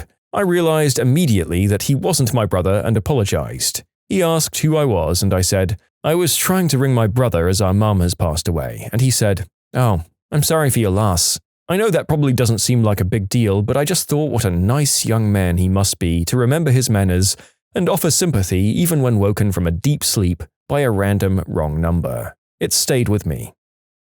A lady called me one day and said, "Hello, it's your mother," the same way my mum always says it. So we chatted for 10 minutes, and for once she seems to be really listening to me, acknowledging what I'm saying, very sympathetic and concerned in her short replies. So I start to spill my guts about how it's been so hard for me lately, and I'm really just keeping it together for the kids, but all I really want to do is run away or die trying. The concern pours out of her, telling me that I should go see a therapist she knows, and how I've been stronger than this in the past, and she's spot on about everything. Then she says, "Have you told Terry?" Terry who? I reply. "Your wife, Terry, my daughter." "I'm not married to Terry, I'm talking about Tara." Is this Bob?" "No, this is Paul." "Oh, honey, I'm so sorry. I have the wrong number, but you hang in there and it will all work out. Goodbye." And she hung up. I would really like my mum to actually listen like that woman did one day. Several years ago, I got a text message from an unfamiliar number that said something like, "This one's good too," and included a JPEG of Hello Kitty in a clan robe standing in front of a burning cross. Somehow, someone down in the States, I'm Canadian, had wired up a buzzer at an apartment wrong, such that when someone tried to buzz in, our home phone would ring. For weeks, late at night, drunk people would call asking to get into the apartment. We weren't sure what to make of it. Finally, a sober guy tried to buzz in and we were able to figure it out. Better still, we found out we were able to buzz people into this random apartment by pressing 9 on our end. The problem sorted itself out pretty quickly after we just started hitting 9 every time the phone rang. I mean, there's a non-zero chance that you let a home invader into your apartment block, but you do you. Honestly, if people were waking me up at all hours of the night to be let in, I'd probably get pretty blasé about other people's safety as well. I picked up the phone and heard in Chilean Spanish, "Hello, good afternoon. Could you please contact me with Mr. and gave a name? Please tell him I'm also still interested in the baby goats he offered me the other day." I said in broken Spanish, wrong number? Oh shit, and he hung up. I used to get calls in my college dorm room from people speaking what I think was Korean, maybe Vietnamese, I'm not sure. They were clearly trying to contact a student there, maybe the person who had my room before, and the family still had the phone number, but they sounded very distressed and were asking for somebody's name. But they didn't speak any English at all, and I couldn't talk to them either, so I couldn't even help a little bit. The calls eventually stopped after a couple of weeks. I hope they got in contact with whoever they were trying to reach. Back in the days of dial-up, when I was about 16, I was secretly surfing on naughty adult websites in the computer room while the rest of the family was in the living room watching television. Suddenly, my connection was gone and immediately the phone starts ringing. Since one of the phones, the landline, was close to the computer, I pick up. A voice with a foreign accent says, "You called the wrong number," even if I didn't call anyone. Nonplussed, I reconnected to the internet. 15 minutes later, the cops appeared at our doorstep in full body armor with flashlights, telling my shocked mum that they received an emergency call from our house and wanted to check if there was a domestic disturbance. To this day, I have no explanation for what happened. I had my old phone number for more than a decade, so I was getting robocalls galore. When my boyfriend and I decided to take the plunge and get a phone plan together, I was thrilled to get a new phone number. What I didn't realize is that some idiot named Tony had had my number before me. He had either died or was too lazy to tell everyone that he'd changed his number. I'm guessing the latter. It's been over 6 months and I still get work-related and personal calls and texts for this Tony idiot. I used to call them back and leave voicemails explaining that this was no longer Tony's number and they needed to tell him to tell people that he had changed his number. One person texted me and demanded, "Who is this?" I guess they thought I stole his phone or something. Frick you, Tony. Let me enjoy my new number in peace. So this old lady had her phone on divert to my number. The phone company couldn't do anything about it because she had had it diverted to my number on her phone, and I can only assume it was 1 digit out. First, a family member was in the hospital dying and had been brought in by an ambulance and wasn't long for this world, so other family members called and left a message that they saw her car in the car park and to come to this area as the person might not live long, and because it went to me, she didn't get the message. Second, her friends had a fantastic ski trip and went into details of where they went and what they did, and with whom, and they wanted to catch up with her soon. She didn't get that message either. Third, the hospital rang to say that she had an appointment in a department on a given date of the week. Luckily, they left their number, so I rang back and explained the situation and admonished them for leaving personal details on a random message minder. 4, some kids singing happy birthday to her. 5, a completely unintelligible accented message to the lady about a get-together. I understood maybe 1 word out of 5. 6, noticed that a Pilates class was postponed or the location changed. I can't quite remember. 7, finally a nephew who left his number for a callback, so I did and explained the whole list of messages and how the phone company couldn't help and could he please change the diversion on her phone. He must have, because I didn't get any more, although I systematically blocked all numbers that called for her. After moving provinces and changing my cell number, for the next 3 years I received calls from collection agents looking for a Jason Williams. At least once a month I received a call. After the first year, I began telling them that this was no longer his number, and I've recorded the name of their business, and any further contact will result in harassment charges. 39 different collection agencies called looking for him since I started taking notes. 39. I still, to this day, have no idea who Jason is or what the frick he was doing, but I haven't received a call for him for 2 years now. This was in the 90s, long before cell phones were common. At college, my brother and I were both students, roommates at an off-campus apartment. I was graduating, waiting in the lobby of the University Job Placement Center for an appointment with a counselor. There was a landline phone on my desk, normally used by students to call job reps. It wasn't really meant to get incoming calls. And then it rang. I looked up at the receptionist, who motioned for me to answer it, as I was the only other person present and was within arm's reach of it. It was my brother's major professor trying to get a hold of him. I told him where my brother was, he was out running errands, and suggested when he could call the apartment to get a hold of him. He thanked me. I asked him how he knew to call the job center. He hadn't. He had meant to call the apartment, and when I'd picked up, he'd assumed that that was what he had done. He didn't know he had misdialed until I told him, and I had to hand the phone to the receptionist before he believed me. So, calling the correct number wouldn't have worked, nobody was home. My brother wasn't reachable by phone at the time. I was the only person near a phone who knew his schedule. His professor dialed a wrong number and accidentally got a phone that I happened to be standing next to. Not really strange, but annoying. I used to get calls from some guy, usually around 2 to 3 a.m., looking for someone named Dave. I'd usually be asleep when he called, but he always left a voicemail for Dave, just your typical, "Hey, it's Jeff, call me back," kind of thing. This went on for weeks. I never called them back. I thought they'd get the hint or at least see this Dave guy in person by that point and figure out their mistake, but no. One afternoon, I got another voicemail looking for Dave, so I called him back. The guy picked up and I explained the number he had just called and left a voicemail to was mine and he's been calling the wrong number for a month. He completely denied calling me and said he hadn't called anyone that day and he's never called my number. At this point, I was annoyed. I know it's him. I've been listening to his voicemails for weeks. I basically just said, "I know it's you, stop calling me." And he acted like I was crazy. He did stop calling after that though. When you subscribe, make sure to hit the bell to turn on notifications. Put the playlist on in the background to finish listening to all the stories, or if you want some vibey music to put on in the background, check out easymode. If you like Am I the Genius, give Am I the Jerk a shot. Everything linked in the description.